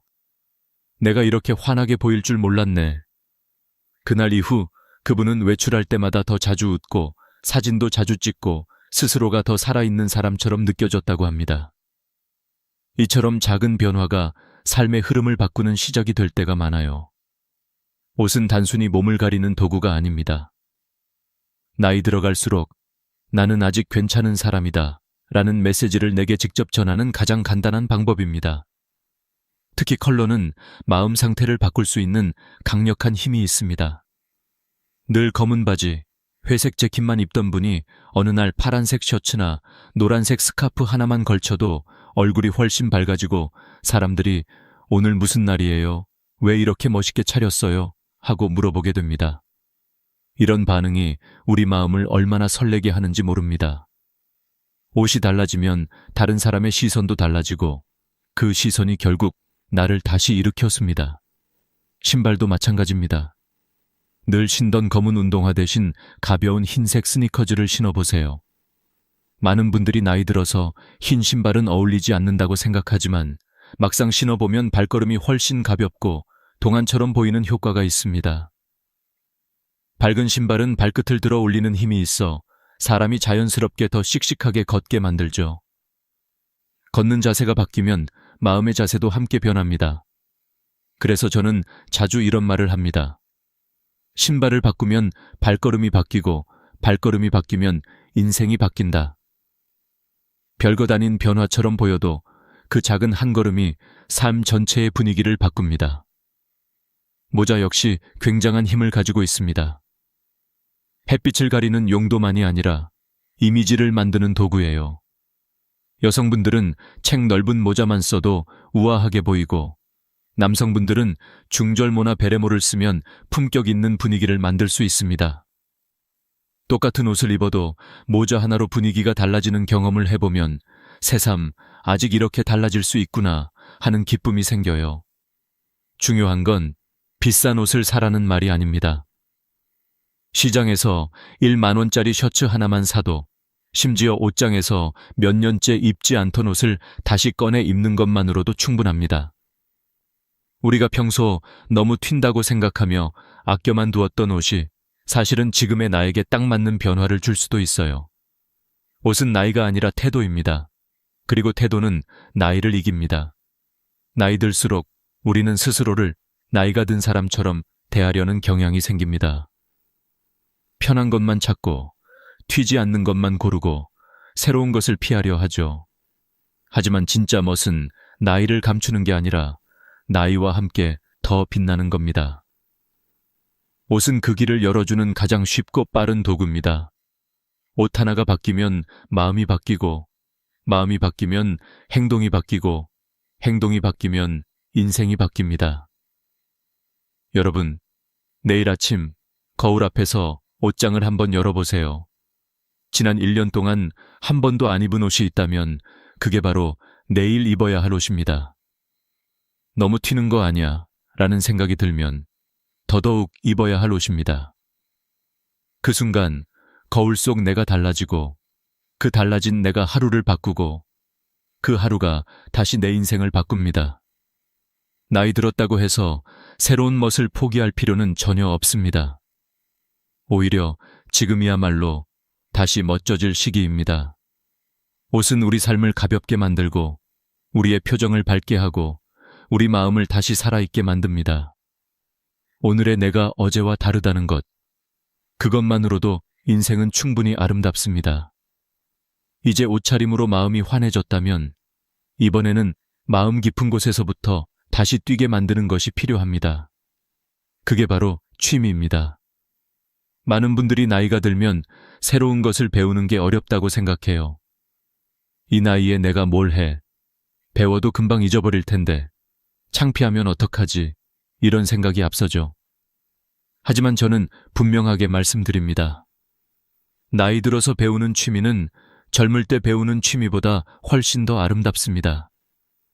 왜냐하면 지금은 누가 시켜서 배우는 것이 아니라 오직 내가 하고 싶어서 배우는 시간이기 때문입니다. 이 순수한 동기만큼 기쁜 일이 또 없어요. 처음 하는 게 주는 설렘, 그 조금의 두려움, 해낼 때의 뿌듯함.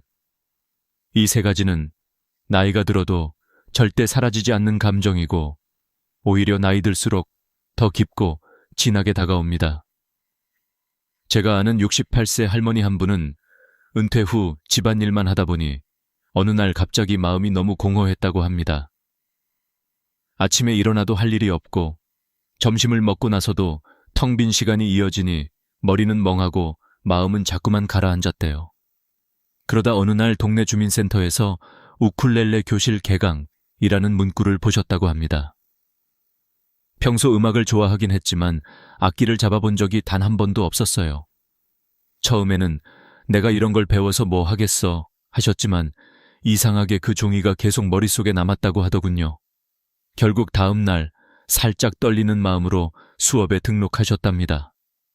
첫날 우쿨렐레를 잡았을 때 손가락이 뜻대로 움직이지 않아 이상한 소리만 났지만 그 소리 때문에 오히려 더 웃음이 나고 재미가 생겼다고 하셨어요.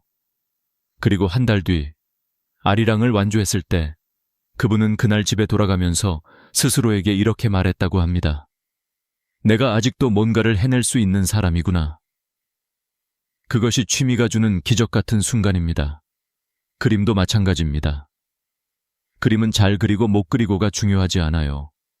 물감 몇 방울 떨어뜨리고 붓으로 쓱쓱 칠하는 그 과정 자체가 마음을 정리하고 위로합니다.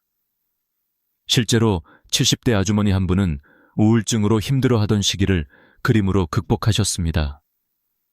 꽃 한 송이를 그리면서, 과일 하나를 그리면서 마음이 차분해지고 슬픔이 줄어들더라고 하셨어요.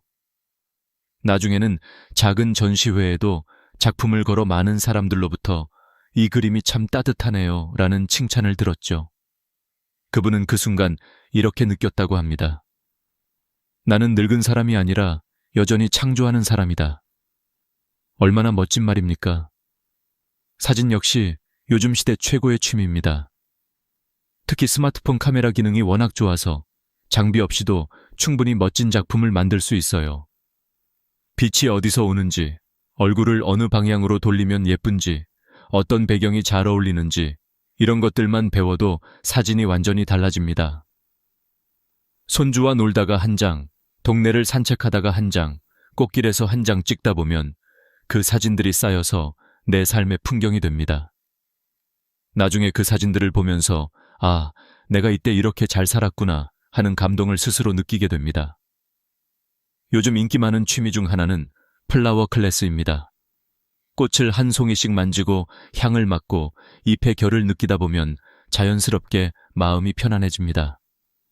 꽃은 계절마다 색도 향도 달라서 배울수록 끝이 없어요. 봄에는 프리지아, 여름에는 수국, 가을에는 국화, 겨울에는 동백.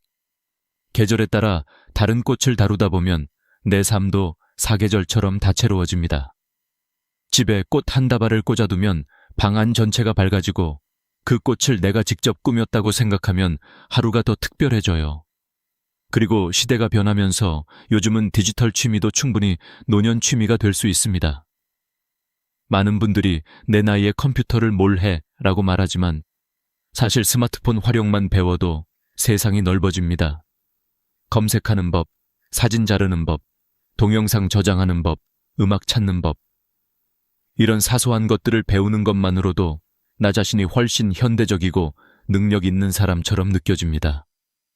어떤 60대 아저씨는 주민센터에서 스마트폰 활용반을 들은 후 아주 작은 영상을 찍어 유튜브에 올리기 시작했어요. 처음에는 조회수가 몇 개 안 되었지만 댓글 하나가 달린 순간 그분은 완전히 다른 사람이 되었습니다. 와, 나도 누군가에게 영향을 줄 수 있구나. 이런 깨달음 하나가 하루를 바꾸고 인생을 다시 뛰게 만듭니다. 여러분, 취미는 단순히 시간을 보내는 행동이 아닙니다. 마음을 젊게 만드는 비밀이고 새로운 나를 발견하게 만드는 기회이며 나이 들어 잊어버린 설렘을 되찾는 통로입니다. 무엇을 하든 잘할 필요도 없습니다. 못하면 더 재미있고 서툰 만큼 더 배움이 생기고 틀릴 때마다 더 웃음이 생깁니다. 젊을 때는 결과를 위해 배웠다면 지금은 즐기기 위해 배우는 거예요. 그래서 지금이야말로 취미를 시작하기 가장 좋은 시기입니다. 여러분, 내일 아침 종이에 한번 적어보세요. 평생 해보고 싶었는데 못 해본 것. 악기든 그림이든 사진이든 글쓰기든 꽃이든 뭐든 상관없습니다. 하나만 고르고 이번 달 안에 시작해보세요. 시작하는 순간 그 설렘이 여러분의 인생을 다시 뛰게 만들 겁니다. 취미는 단순한 여가가 아니라 노년을 반짝이게 하는 가장 깊고 가장 순한 보약입니다. 퇴직 후의 삶에서 우리가 가장 두려워하는 건 사실 돈도 건강도 아닙니다. 진짜 가장 무서운 적은 고독입니다. 눈에 보이지 않고 소리도 없지만 마음을 서서히 잠식하는 것이 바로 외로움이죠. 많은 70대 선배들이 이렇게 말합니다. 돈은 줄어들어도 다시 벌 수 있지만 마음이 무너지면 다시 일어서기가 훨씬 어렵다. 그래서 인생 후반전에서 가장 중요한 건 외로움과 잘 지내는 법을 배우는 것입니다. 특히 직장에 몰두하며 살아온 남성분들은 퇴직 후에 갑자기 모든 인간관계가 사라지는 충격을 더 크게 받습니다. 회사에서 늘 사람을 만나고 회의를 하고 보고서를 주고받고 점심을 함께 먹던 시간이 사라지고 나면 하루가 너무 길어집니다. 아침에 눈을 떴는데 나를 기다리는 사람이 없다는 사실, 점심시간에 약속할 사람이 없다는 사실, 저녁이 되어 집안이 고요하기만 한 그 순간들이 마음을 더 깊게 가라앉게 만들죠. 특히 밤이 가장 어렵습니다. 낮 동안에는 억지로라도 움직이지만 해가 지고 혼자가 되면 고독이 문틈 사이로 스며들어오듯 조용히 마음 깊숙이 내려앉습니다. 그럴 때 많은 분들이 실수하는 게 있습니다. 바로 술로 외로움을 덮어버리는 것입니다. 한 잔 두 잔 마시다 보면 잠은 오지만 다음날 아침 머리는 무겁고 마음은 더 허전해지고 체력은 더 떨어지죠. 연구자료를 보면 60대 이후 술 의존도가 높아지는 가장 큰 이유가 혼자 있는 시간의 급증이라고 합니다. 그런데 고독을 줄이기 위해 선택한 술이 오히려 외로움을 더 크게 만드는 역설을 만들어내는 것이죠. 그래서 선배들은 말합니다. 외로움을 잊으려고 하지 말고 외로움을 다루는 법을 배워라. 이 말이 얼마나 깊은지 아십니까? 외로움은 피하는 순간 더 커지지만 마주하는 순간 작아집니다. 중요한 건 내가 내 삶을 다시 움직일 수 있는 작은 힘을 만드는 것입니다. 그 힘 중 하나가 바로 작은 루틴을 만드는 것입니다. 거창할 필요도 없어요. 아침에 일어나 창문을 열고 바람을 한 번 마시기, 20분 걷기, 하루에 커피 한 잔은 꼭 내가 좋아하는 카페에서 마시기, 하루 10분 책 읽기, 하루 1장의 사진 찍기. 이런 사소한 루틴들이 하루를 안정시키고 마음을 채우고 외로움이 자리할 틈을 줄여줍니다. 심리학 연구에서도 사람의 정서 안정은 큰 변화가 아니라 작은 반복에서 만들어진다고 합니다. 재미있게도 작은 루틴을 지키기 시작하면 자존감도 다시 살아납니다. 아, 내가 내 삶을 다시 움직이고 있구나. 이런 감정은 외로움을 이겨내는데 가장 큰 힘이 되어줍니다. 또 하나 중요한 건 누군가를 애써 붙잡지 않는 것입니다. 퇴직 후 인간관계가 줄어드는 건 자연스러운 일입니다. 직장 동료는 친구가 아니라 직업이 만든 인연일 뿐이었기 때문입니다. 그래서 선배들은 말합니다. 퇴직한 뒤 연락이 끊어졌다고 슬퍼할 필요 없다. 그건 자연스러운 정리일 뿐이다. 억지로 관계를 붙잡으려 애쓰기 시작하면 오히려 더 외롭고 더 초라해집니다. 대신 이런 마음으로 전환해야 합니다. 이제는 나와 잘 맞는 사람들만 남아도 충분하다. 삶은 70세가 넘으면 넓어지는 것이 아니라 더 깊어지는 방향으로 가야 합니다. 얕은 인연을 많이 붙잡는 것보다 깊은 인연 한두 개를 지키는 것이 훨씬 더 우리의 마음을 편안하게 합니다. 심리학에서 고독을 극복하는 가장 강력한 방법은 누군가와의 소속감이라고 말합니다. 그런데 그 소속감은 꼭 사람일 필요가 없습니다. 동네 산책 모임, 작은 독서 모임, 취미 모임, 지역봉사, 주민센터 강좌, 이런 곳만 가도 사람들과 자연스럽게 이야기를 나누게 되고 그 작은 대화들이 내 마음을 환하게 밝히는 등불처럼 작동합니다. 70대 한 어르신은 이렇게 말했습니다. 나는 새 친구가 생긴 게 아니라 내 마음이 다시 열렸다. 결국 외로움을 이기는 건 사람의 수가 아니라 마음의 온도입니다. 마음이 닫혀 있으면 누구와 있어도 외롭고 마음이 열려 있으면 혼자 있어도 따뜻해집니다. 그리고 마지막으로 꼭 기억해야 할 것이 있습니다. 바로 내가 나를 더 좋은 사람으로 만들 책임을 갖는 것입니다. 퇴직 후의 시간은 남이 만들어주는 시간이 아니라 오롯이 내가 만들어가는 시간입니다. 나를 단단하게 만들어줄 책을 읽고, 나를 건강하게 만들어줄 운동을 하고, 나를 기쁘게 해주는 취미를 배우고, 나를 따뜻하게 해주는 사람과 시간을 보내고, 이 모든 선택들이 결국 외로움을 이기는 힘이 되고 노년을 가장 아름다운 시기로 만드는 바탕이 됩니다.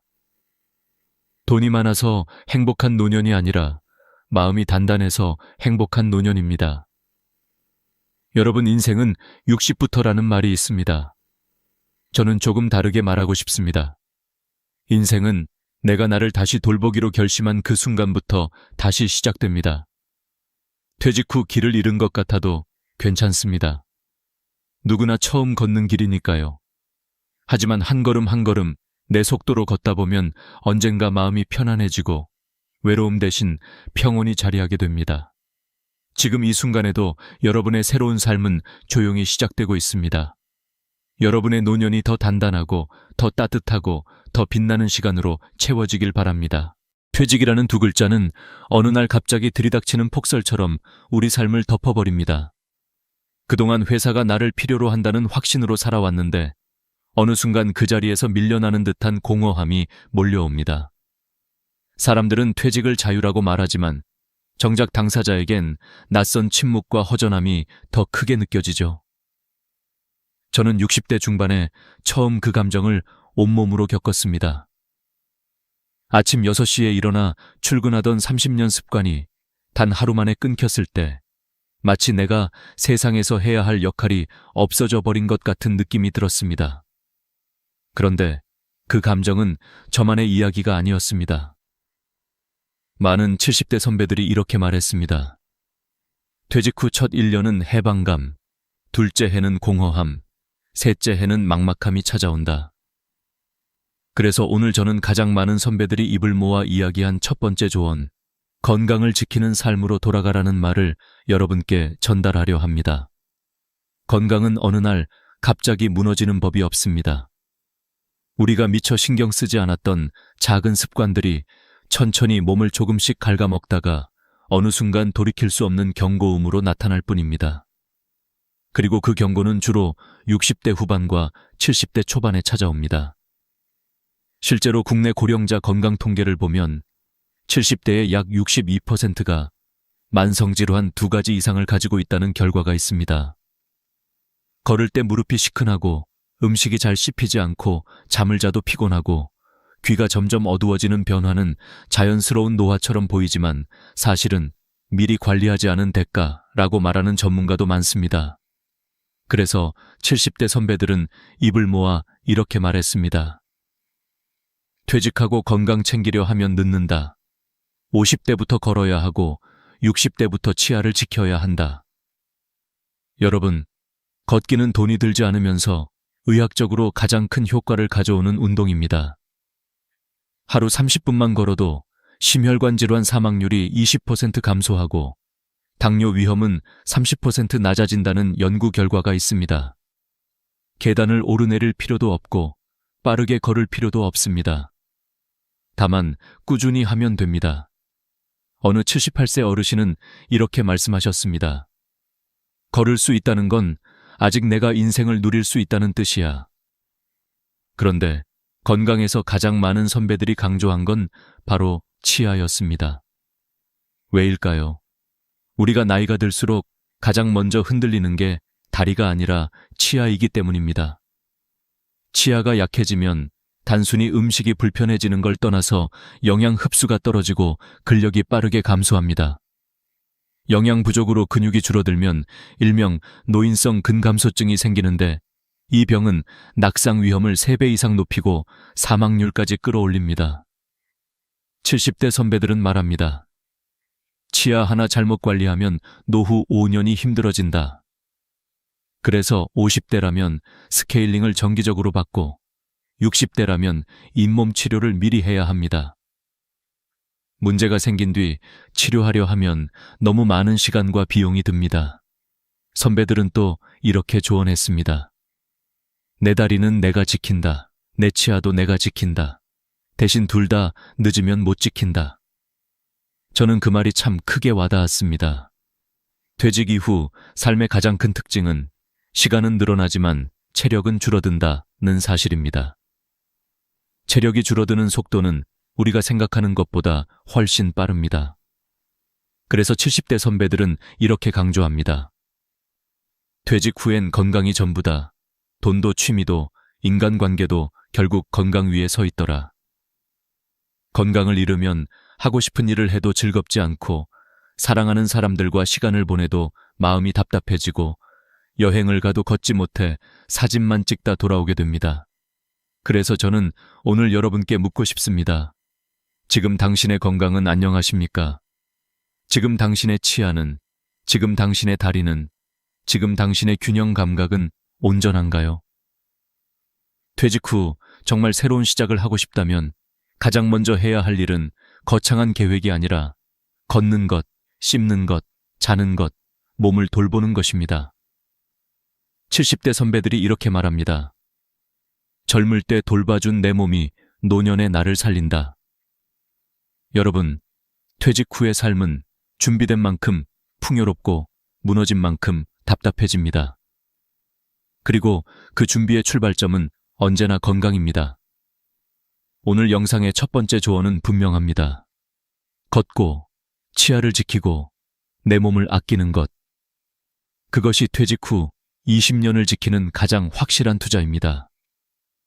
오늘의 이야기가 마음에 와닿았다면 지금 당장 신발을 신고 밖으로 나가보세요. 그리고 내일도 걸으세요. 건강은 기다려주지 않습니다.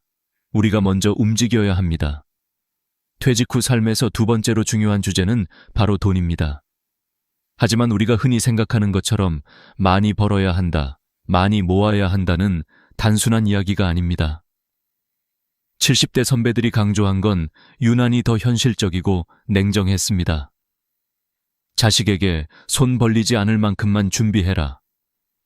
이 한 문장은 짧지만 그 안에 노후의 존엄, 자존심, 삶의 균형에 대한 모든 의미가 담겨 있습니다. 60대에 접어든 한 분은 이렇게 말했습니다. 돈이 많아서 편한 게 아니라 자식에게 말 한마디 부탁하지 않아도 되는 삶이 편한 거다. 이 말은 수십 명의 선배들이 공통적으로 한 말과 정확히 일치합니다. 노후 자금은 많으면 좋지만 핵심은 자유롭게 쓰는 돈이 아니라 남에게 의존하지 않아도 되는 돈입니다. 퇴직 후 가장 많은 사람들이 겪는 착각이 있습니다. 지금 쓰는 생활비가 평생 똑같을 것이다. 하지만 실제 통계는 전혀 다르게 말합니다. 은퇴직 후 5년 정도는 외부 활동이 많아 오히려 지출이 크게 줄지 않지만 70대에 들어서면 생활비가 50 대리 60대의 절반 이하로 떨어집니다. 왜일까요? 소비 욕구가 줄어들고 이동량이 줄고 건강을 신경 쓰기 위해 과도한 소비를 하지 않기 때문입니다.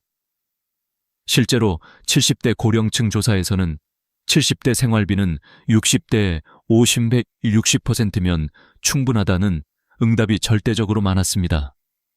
그럼에도 불구하고 많은 사람들이 은퇴 후 가장 먼저 걱정하는 것은 역시 돈입니다. 취업하지 않으면 어떡하지? 돈이 모자라면 어떡하지? 하지만 70대 선배들은 오히려 이렇게 말합니다. 돈 걱정 때문에 불행해지는 사람보다 돈 욕심 때문에 불행해지는 사람이 훨씬 많다. 많은 선배들이 강조했습니다. 은퇴하고 돈 벌겠다고 욕심내면 인생이 망가진다. 60대에 들어선 많은 분들이 아직도 경제활동을 해야 한다는 압박을 느끼지만 지나치게 많은 노동과 무리한 투자로 삶의 균형을 잃는 경우가 적지 않다고 합니다. 그러면 노후 자금은 정확히 얼마나 필요할까요? 선배들의 대답은 놀라울 정도로 현실적입니다. 자식에게 손 벌리지 않을 정도면 된다. 이것이 가장 많았던 답입니다. 즉, 부자가 되라가 아니라 독립하라는 뜻입니다.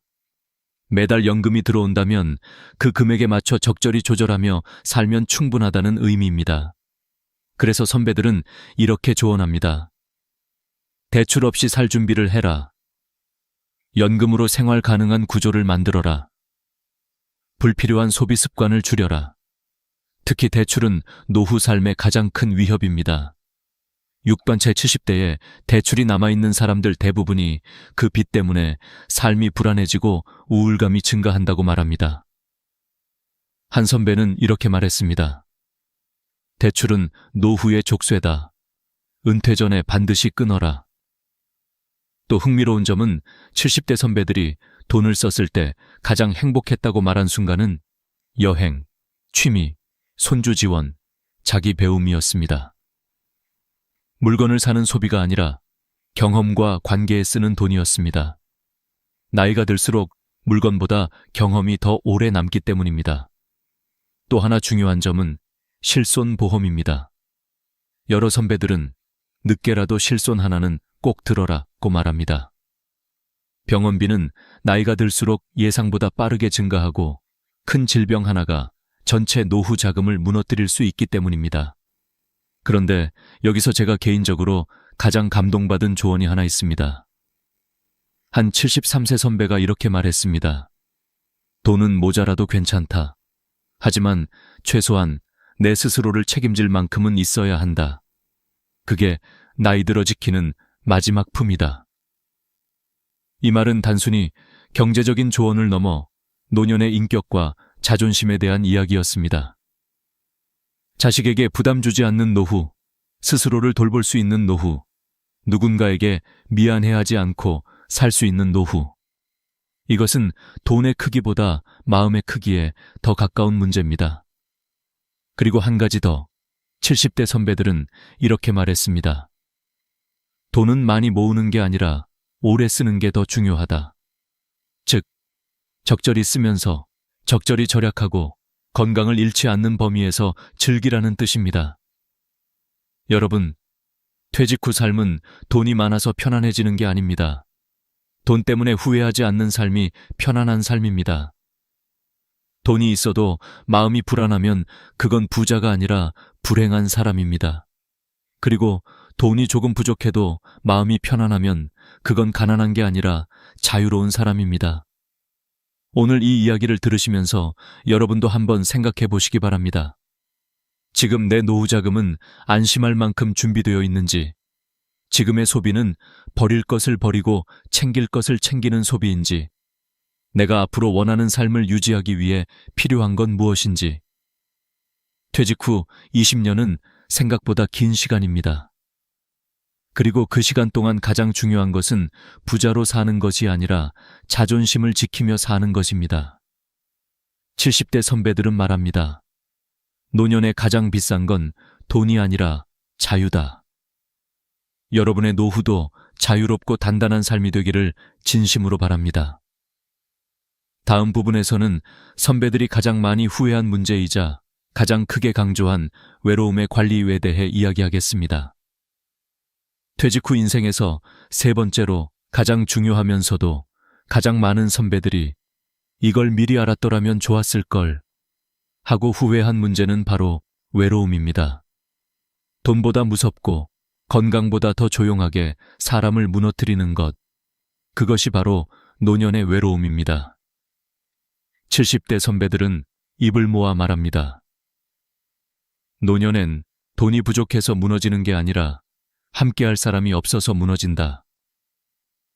실제로 많은 연구에서도 노년 우울증의 절대다수 원인이 경제적 문제보다 고립감이라고 밝혀졌습니다. 직장에서 40년을 헌신하며 살던 분들이 갑자기 퇴직 후 집에 머무르게 되면 사회적 역할이 사라지고 사람과의 접점이 급격히 줄어들면서 마음의 빈 공간이 생겨납니다. 63세 A씨의 사연처럼 여행도 해보고 책도 읽어보고 봉사활동도 해보지만 어느 순간 아무것도 재미없어지고 어떤 것도 가슴을 뛰게 하지 않는 시간이 찾아옵니다. 이 시기를 많은 선배들은 첫 번째 고독의 파도라고 불렀습니다. 그렇다면 이 고독의 파도는 왜 이렇게 무서울까요? 이유는 단순합니다. 준비되지 않은 고독은 사람을 무너뜨리지만 준비된 고독은 오히려 인생을 깊게 만들어주기 때문입니다. 퇴직 후 외로움을 잘 이겨낸 선배들은 공통점이 있습니다. 첫째, 퇴직 전부터 외로움을 대비해 사람 대신 할 일을 만들어 놓았다. 둘째, 혼자 있는 시간을 즐기는 법을 젊을 때부터 연습했다. 셋째, 자신만의 취미나 루틴을 반드시 하나 이상 갖고 있었다. 70대 선배들은 남자는 퇴직하고 나면 밖에서 부르는 사람이 없다고 말합니다. 직장에서의 인간관계는 친구가 아니라 동료일 뿐이라는 것도 강조합니다. 그러니 그것이 끊어졌다고 상심할 필요는 없습니다. 외로움의 문제는 누가 날 안 불러줘서가 아니라 내가 나 자신을 어떻게 돌보는지에서 출발합니다. 70대 선배들이 외로움을 이겨낸 가장 효과적인 방법은 의외로 아주 단순했습니다. 취미를 가져라. 그리고 취미는 반드시 혼자 할 수 있는 것부터 시작해라. 노년기의 취미는 누구와 함께 할 때보다 혼자 해도 외롭지 않은 활동일수록 안정감이 컸습니다. 선배들이 가장 많이 추천한 취미는 다음과 같습니다. 땀 흘리는 운동, 수영, 탁구, 요가, 걷기, 지역 커뮤니티 활동, 동호회, 노인센터 프로그램, 요리 배우기, 미술관, 박물관 탐방, 이들은 단순한 취미가 아니라 고립을 막는 연결고리였습니다. 그 중에서도 지역 활동 참여는 외로움을 감소시키는데 매우 효과적이었습니다. 여러분도 잘 아시다시피 한국의 고령층은 지역사회와의 연결이 끊어지면 급격히 고독해지는 성향이 있습니다. 그래서 70대 선배들은 말합니다. 집 밖에 나가는 일이 건강관리만큼 중요하다. 실제로 매일 30분씩 사람을 만나거나 소통하는 사람들은 그렇지 않은 사람보다 우울증 위험이 40% 이상 낮았습니다. 또 하나 중요한 조언은 배우자 관계입니다. 70대 선배들이 인생에서 가장 소중한 사람으로 꼽은 1위는 압도적으로 배우자였습니다. 평생 사람을 만나고 헤어지고 친구들과 어울렸던 시절도 지나고 나면 결국 마지막에 남는 사람은 배우자뿐이라는 것입니다. 그래서 선배들은 말합니다. 젊을 때부터 부부 대화를 많이 해야 노년에 외롭지 않다. 부부관계가 좋으면 하루가 안정되고 마음의 피로도 훨씬 줄어들며 생활 만족도는 크게 올라간다고 합니다. 그렇다면 혼자 있는 분들은 어떻게 해야 할까요? 선배들은 이렇게 조언합니다. 외로움을 두려워하지 말고 외로움을 관리하는 기술을 배우라. 혼자 사는 분들일수록 사회적 연결이 훨씬 더 중요합니다. 재취업을 해서 사람을 접하는 것도 매우 효과적인 방법입니다. 70대 선배 중엔 이렇게 말한 분도 있습니다. 출근하려고 매일 준비하는 그 과정 자체가 내 인생을 다시 살게 하더라. 재취업은 단순한 돈 문제가 아니라 리듬과 사람, 존재감을 회복시키는 역할을 합니다. 그런데 여기서 제가 가장 깊게 공감했던 조언이 있습니다. 70대 선배 한 분이 조용히 이렇게 말했습니다. 퇴직한 남자는 가만히 있으면 집안 분위기까지 가라앉힌다. 누군가 나를 챙겨주길 바라지 말고 내가 먼저 움직여야 한다. 이 말은 외롭지 않기 위한 가장 확실한 방법이 능동적인 삶이라는 점을 강조한 것입니다. 결국 노년의 외로움을 이기는 핵심은 세 가지입니다. 1.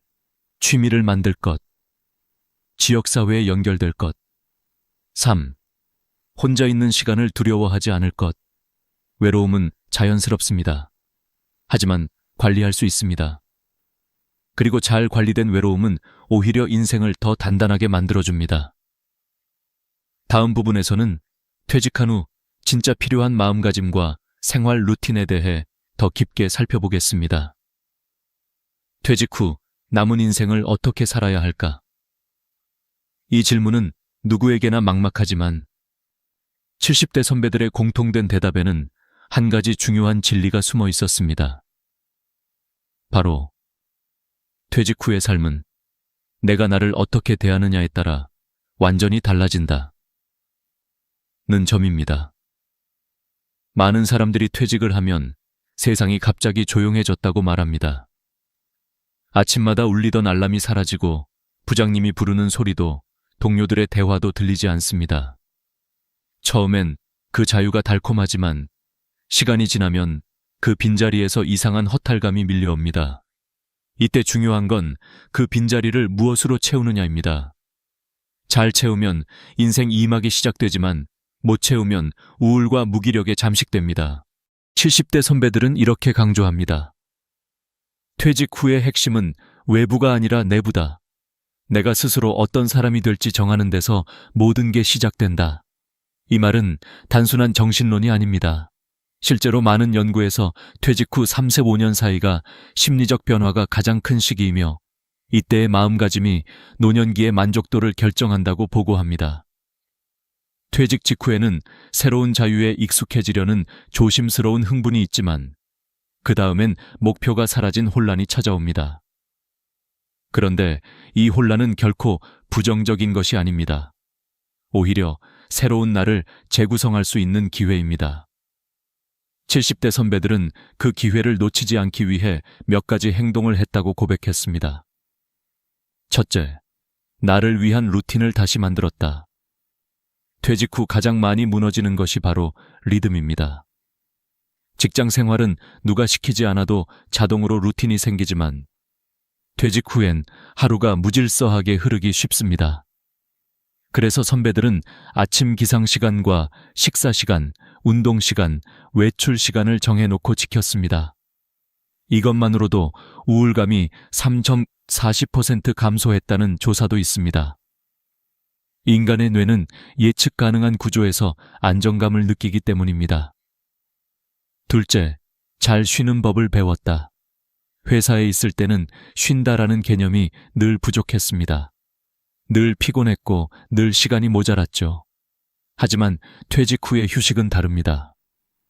진짜 쉬기 위해서는 목적 없는 시간도 버텨내는 연습이 필요합니다.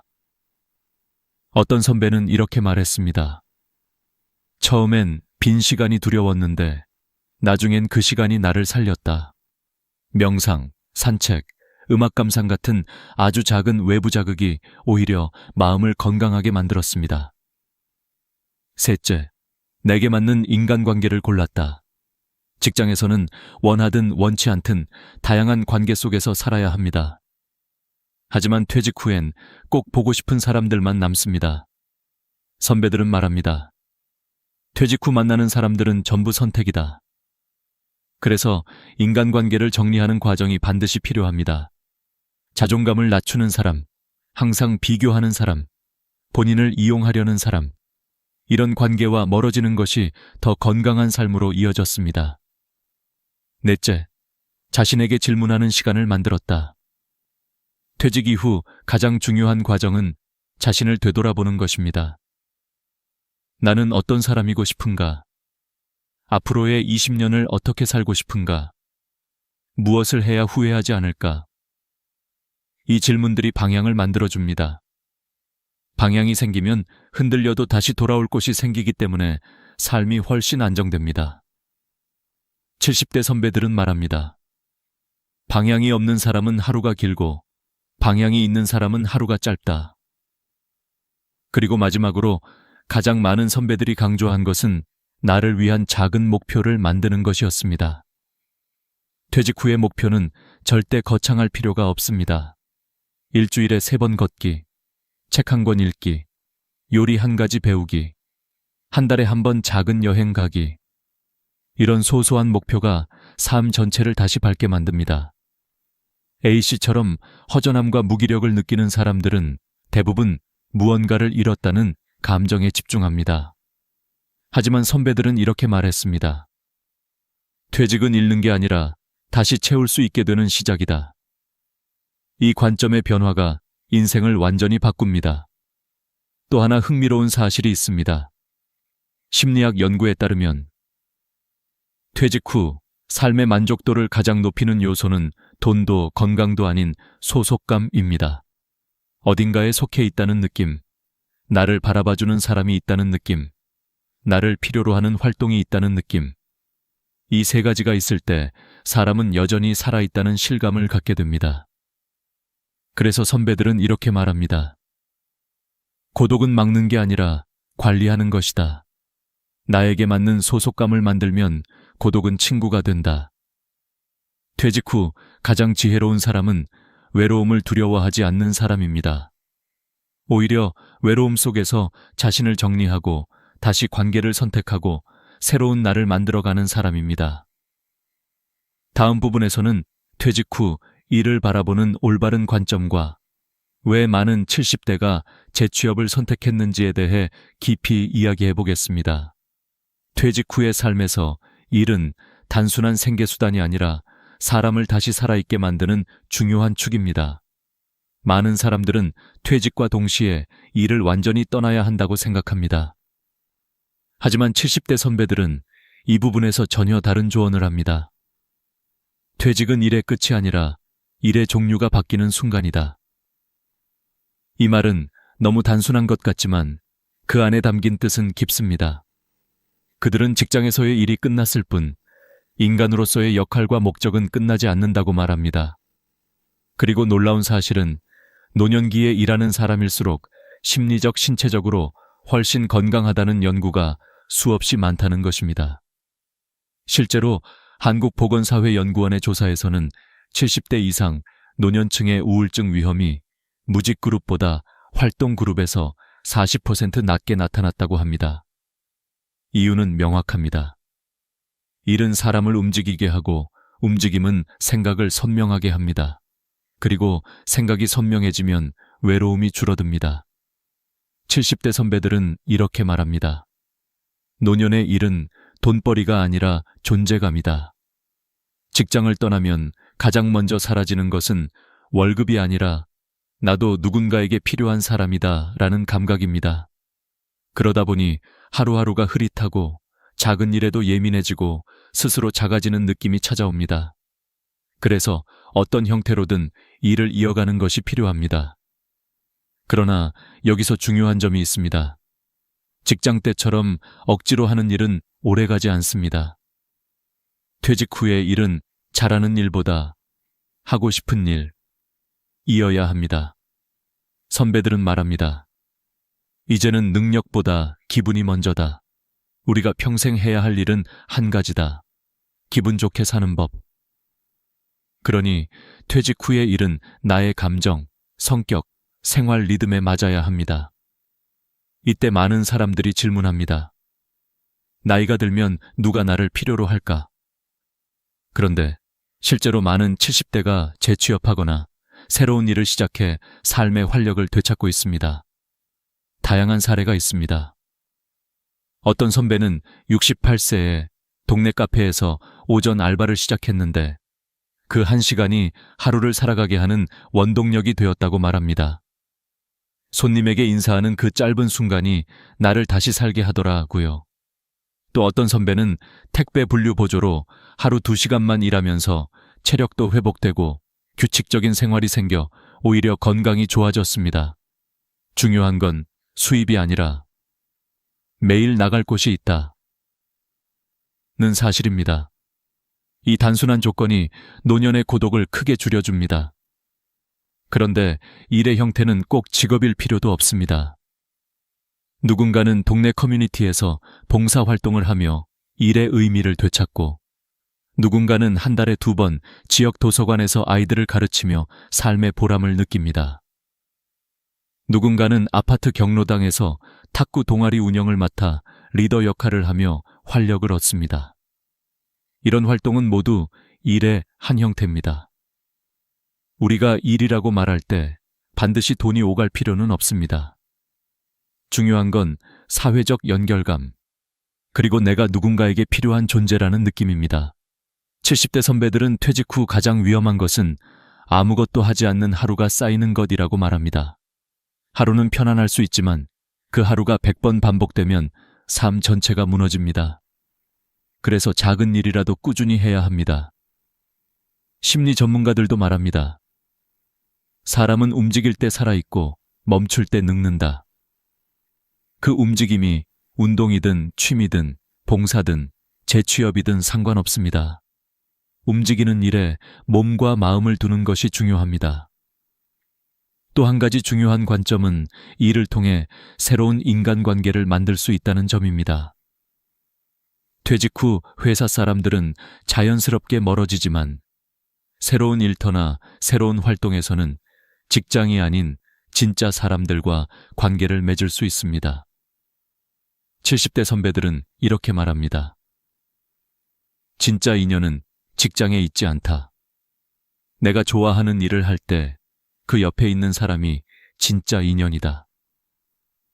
이 말처럼 나이가 들수록 억지 인간관계보다 자연스럽게 이어지는 관계가 훨씬 소중해집니다.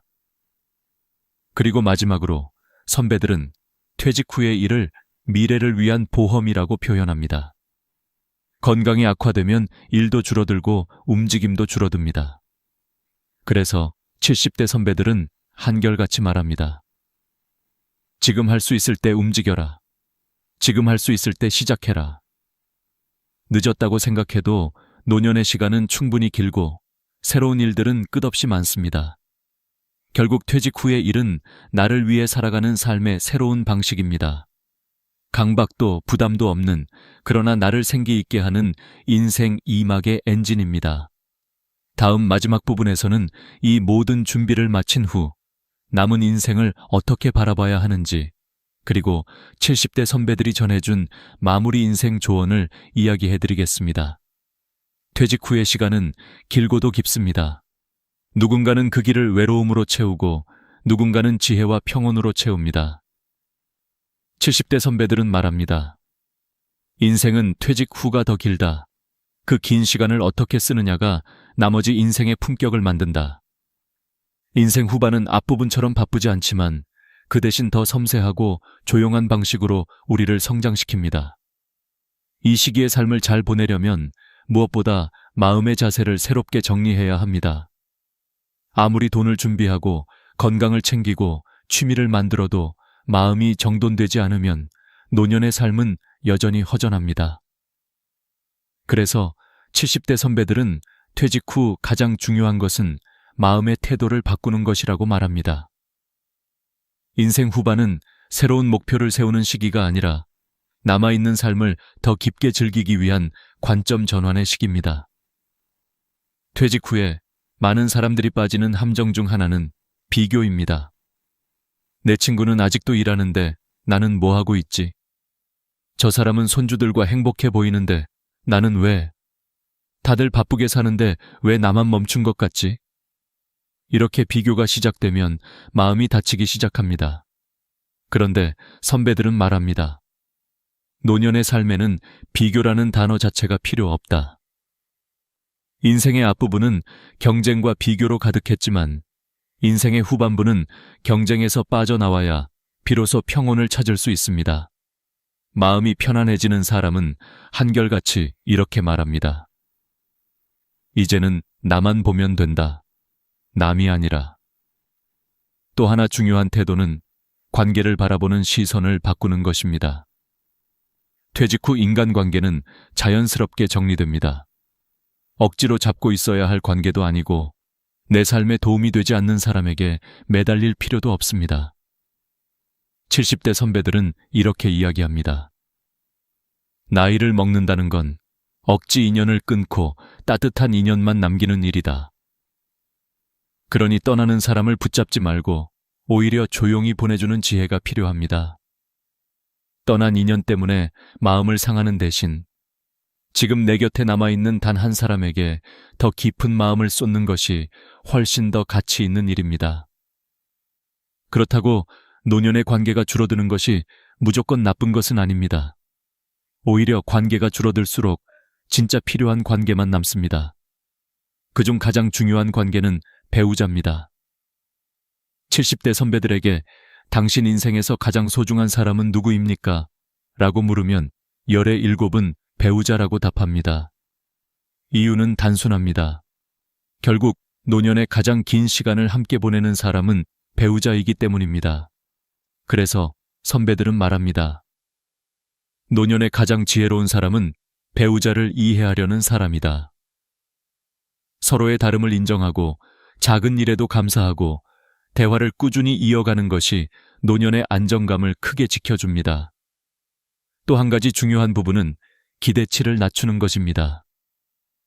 많은 사람들이 자녀에게서 행복을 기대하다가 실망하고 인간관계에 기대하다가 상처받습니다. 하지만 나이가 들수록 기대치가 낮을수록 마음은 가벼워집니다. 기대가 적으면 실망도 적고 실망이 적으면 마음이 덜 상합니다. 그래서 선배들은 말합니다. 기대는 줄이고 감사는 늘려라. 그러면 마음은 항상 편하다. 작은 것에도 고마움을 느끼는 태도가 노년의 삶을 지탱하는 기둥이 됩니다. 그리고 마지막으로 중요한 태도는 자기 자신을 다시 발견하는 것입니다. 퇴직 후 많은 사람들이 자신을 잃어버립니다. 직장에서 남의 시간을 살아왔기 때문에 자신의 시간을 갑자기 어떻게 써야 할지 모르는 것이죠. 하지만 노년은 오히려 자기 자신에게 돌아갈 수 있는 황금 같은 시기입니다. 하고 싶었지만 못했던 일들, 배우고 싶었지만 미뤄둔 것들, 가고 싶었지만 바빠서 가지 못했던 곳들, 이 모든 것을 다시 시작할 수 있는 시기가 바로 지금입니다. 70대 선배들은 이렇게 말합니다. 노년의 행복은 거창한 데 있지 않다. 하루의 작은 기쁨 하나면 충분하다. 아침 햇살이 예쁘다든지, 걷는 길에서 작은 꽃을 발견했다든지, 아내와 마신 따뜻한 차 한 잔이 맛있었다든지, 이 작은 행복을 느끼는 사람이 노년의 진짜 부자입니다. 돈, 지위, 성취보다 더 중요한 것은 마음의 여유입니다. 마음이 여유로우면 하루가 평화롭고, 하루가 평화로우면 인생 전체가 따뜻해집니다. 마지막으로 70대 선배들의 조언을 하나로 정리하면 이렇습니다. 퇴직 후의 삶은 줄어드는 것이 아니라 깊어지는 것이다. 건강을 지키고 돈을 준비하고 외로움을 이겨낼 일과 취미를 갖는 것. 그리고 마지막으로 마음의 태도를 바르게 조정하는 것. 이 4가지가 인생 후반의 품격을 결정합니다. 오늘 이야기의 마지막 문장을 선배들은 이렇게 남깁니다. 지금부터라도 삶을 두려워하지 말고 당신이 원하는 인생을 다시 써라. 남은 시간은 충분하고 새로운 길은 언제든 열려 있습니다. 당신의 노년이 더 깊고 더 단단해지기를 진심으로 바랍니다. 오늘도 끝까지 함께 해주셔서 감사합니다. 구독과 좋아요 눌러주시고 이 영상을 주변의 소중한 분들과 함께 나눠주신다면 더 많은 분들이 따뜻한 노년을 준비할 수 있을 것입니다.